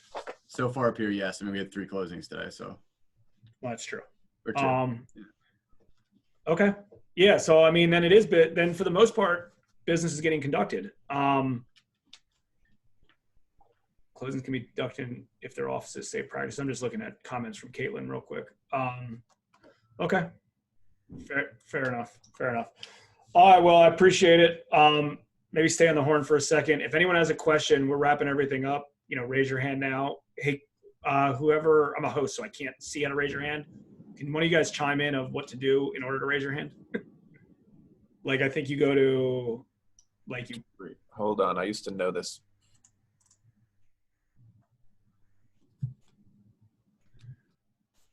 We have our research assistant, Terry Royce. I'm sure he'll figure it out. I don't know. We've done this before, and I think you might hover over your name instead of pushing rename. Is it right there? Unmute Ian. Oh, does Ian know? He's still muted. I mute myself. I'm here. I'm pretty sure if you click participants, can everybody see the participants? And then you pull a box up, and then you hit raise hand. I don't know. Raise my hand. I raise my hand. Oh, there we go. Oh, there we go. I saw your hand. So if anyone has any questions, now's the time to raise your hand. Say that one more time, Ian, how to do it. You go down to participants on your screen. I don't know how to do it from mobile, but if you're on desktop, go down to participants, press on that, box will pop up, and then there's a raise hand button. You'll be able to see. So, but either way, it was really interesting to see what everybody had to say, all from different points of view from real estate, honestly, from title all the way down to lenders to brokers, and even in different jurisdictions. That's like someone's saying the more button. I don't know if there's a more button on your screen, but it's just really interesting to see everybody in different jurisdictions, what they're dealing with, and how people, the more important part is, like, Americans, I guess we're just resilient, the country as a whole. They're like, okay, well, there's a roadblock here, like, let's knock it down, do something about it. I think that's what's awesome about what we're doing and still getting deals done. Yeah, and I mean, I've seen a lot of, we stream this to Facebook Live as well. So I was looking at some of those comments and just people and investors participating, and I think a lot of people are still very proactive. That's a big word, optimistic. Again, like, we could be negative Nellies on this thing and go home and feel sorry for ourselves, or we could be proactive. And I think the people that are going to be proactive and optimistic, I think there's some good times. And yeah, maybe the real estate market dips a ton in the next few months. That's very possible, especially if real estate transactions cannot get conducted. But it seems like everyone's optimistic about this and wants to continue to move forward. And I think that there's really going to be some good opportunities out there. And, if you have an opportunity, I saw some chats that someone says, well, where would I get started if I'm newer? It's, obviously learn everything you can, network with everyone you can, create your sphere with everyone you can, and go look for opportunities and figure out the best one. If you want to buy one property right now, we'll go try to get 10 of them and cherry pick the best one, because that's what it's about. Everyone's going to be doing that. Everyone's going to be doing that. Your lenders are going to be doing that. If someone's a wholesaler, they're going to hold off and try to sell to the best one. And the good, hopefully, this knocks out a lot of competition, and you will see what happens. Yeah, I definitely agree that it's a smart move. And I've heard a couple people say this too, like, there are other things that you can do in business besides transactions, right? So, and that could be education, whether you're a newer type of investor or just something you're trying to learn, like self-storage, for example. Maybe you're a veteran investor but don't know anything about that. I mean, it's a good opportunity to take a step back, be smart, be safe, stay out of the public, and improve yourself so that you might have another skill set when this thing shakes out. And other, I think Mike Schock or somebody mentioned it before, like other, behind the scenes operational type of stuff that you can work on, whether that's like getting your database together right, or writing out some new content. There's a lot of things that you can do that aren't necessarily transactions. So if we're going to pivot a little bit and focus on that for a period of time, then put our foot back on the gas when it's back to business as usual, right? I think it's a smart way to handle this whole situation. Yeah, I think. Oh, sorry. Go ahead. No, go ahead. Jay. So Mike McCann, we were talking with him yesterday on that thing, and he's been through like 6 cycles like this, and he was like, he said if you combine 2 of them, this is about the experience we're having. It was like 9/11 and something in the 80s. I don't remember what it was, but he said, he's like, look, it could be worse. He's like, there could be a bomb, an atomic bomb being dropped on you, like World War II, or you could be, storming the shores of Normandy. Like, this is not the end of the world, what we're facing right now.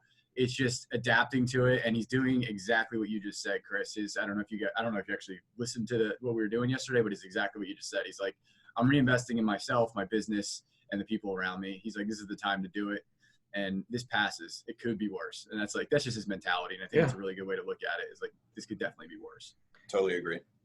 And I mean, listen, the real estate investors that are the most effective and the best ones are the ones that this is their livelihood and hobby anyways. Like, this is what they want to do. You know, obviously you take care of yourself and friends and family and things like that. But after that, it's like, we love doing this, and that's why we're active and about it. And we want to make the most out of it. So yeah, I mean, I think we're all kind of in agreements that, you know, who knows who, you know, like, so let's say you do buy a property today for $100,000 and it goes down a significant amount, you know, then you pick back up and, you know, you make a wise, smart decision on your next asset, on your next deal. And you just do whatever you can to kind of, you know, keep things moving. And, you know, I'm watching CNBC on a screen over here right now. And like, is there news? I mean, something hit the market like 15 minutes ago. Is there news? The Dow's up a ton, and like, it's just funky because every day, you know, down, up, down, up, down, up. Like, you can't just you freak yourself out. You know, all of a sudden, you know, something's down by 10%, and it's like the sky's falling. And all of a sudden, you know, that stock rate, you know, rises 10% back to where it was. The next day, it's like, oh, we're at a great healthy market right now. Like, it's just, there's a lot of funkiness, inconsistencies. You know, do your own due diligence, do, you know, what you believe is the best thing. And, you know, we'll see. And I also, another big trend that a lot of people were talking about was, you know, they're not on the sidelines. They're very actively involved, but at the same time, they're going to pick the best deals that they can get their hands on. And, you know, I think it's important. Hey, Jay, somebody in the chat was Roger Bremer was asking how to get everybody's information. I know you said you're going to post it somewhere. Well, most people registered through the Meetup link. We had a few hundred people registered through the Meetup link. So I'll probably just blast it out to that list since everyone's on that Meetup list for the most part. We'll start. And if not, you can go back to that Meetup page and you can find, we're all on Facebook. I'm pretty sure everybody that was today's on Facebook. You can track us down. Yeah, but I'll get that. I was going to do like I was going to have that done before we got started, but I didn't. But yeah, I'll take care of that tomorrow and make sure everyone has everyone's contact information. And there's still quite a bit of people on here, so I think it'd be beneficial if I can ask everybody a question. I'm gonna start with Terry Royce. What do you think your number one takeaway was after hearing everybody?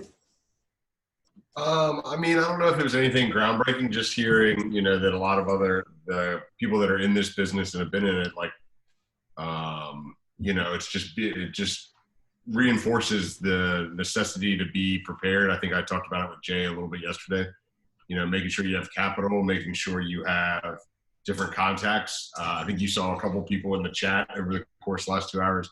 You're like, oh, I had one lender and they're not lending right now. And it's always useful to just have a lot of different resources. I mean, even Jason talks about it a lot.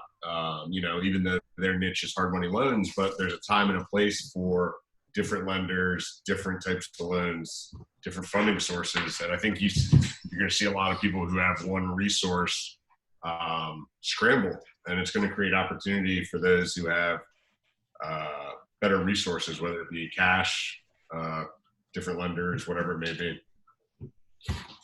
Yeah, no, that's a very valid point that, you know, well, you don't need to be the chameleon. You need somebody in your toolbox that's able to get you through a situation, which is a really interesting point. I see.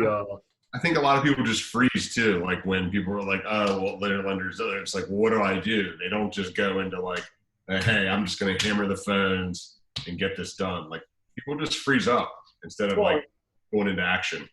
Yeah, and I think me and you talked about it before we jumped on this call was, you know, if we lost it all, this market just flipped and we lost it all, what would we do? We would get back right on the phone and just pound the phone, get right back to our core essential business, and grind it out. And I think that's the advantage with everybody kind of being on pause, just hearing what Ian Walsh is saying. And my in-laws live up in Montgomery County up there, and everything's on a freeze. Is like, now's a great time just to hit the reset button. I know I've said it a ton of times, but I've never seen a time like this where you can literally sit down, have some time to yourself and go, and there's not a bunch of noise around you. It's very easy to ignore this pandemic thing and concentrate on yourself. I did see a couple other questions in here, Jay. Leanne Santos said her takeaway was we don't stop your momentum, whatever that looks like. That's a very valid point. I know this one came up a few times. I don't know if anyone has a good comment on this from Andrew J. What would cause a lender to freeze HELOCs? I think you would have, me personally, I think you have to see a massive crash in the market. I think Jimmy Harris hit it on the head. It's not a financial crisis. I mean, Jay, do you have any? Yeah, I mean, I remember when that happened in the 2008 financial crisis, and it's for very different reasons. Like that was a banking system problem, in addition to like all kinds of other, you know, financial markets and everything else, and all the collateralized debt and all the stuff that brought so many things down. But I mean, as far as from what anyone can tell, we don't have a banking system problem now. Are banks going to get conservative because there might be a dip in the real estate market? Of course, especially commercial. Freezing HELOCs? I don't know. Different circumstances and probably too soon to say. Yeah, I think we need a lot more fallout. And I think, you know, everybody can sit here and speculate and we can all say whatever, but that type of stuff, that's 12 to 18 months from now when there's realized losses from people not making rent payments and foreclosures happening, or people not being able to pay their mortgage payment from this loss of work, and they've exhausted all the forgiveness that's been given to them, you know. So if the forgiveness that's been given so far is what they say it is and it's not going to extend, our timeline's 12 to 18, let's just call it 12 to 24 months is when you start to see this type of fallout that everybody's sweating. So if anybody has any other questions, stick them up in the chat. And if not, I think, Jay, got anything else? It's a good 3-hour run, fellas. Yeah, it was a solid Ladies and gentlemen.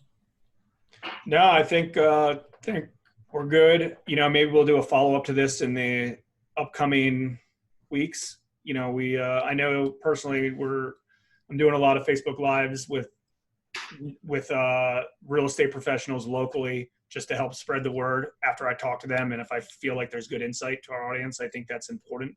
You know, I've done a few already. Chris has done a few, and we're going to continue to do some because, you know, as we're getting stuff, I mean, like we talked about when we started, we're on the front lines of this stuff. And I think a lot of people, you know, need to hear some of this information, good or bad,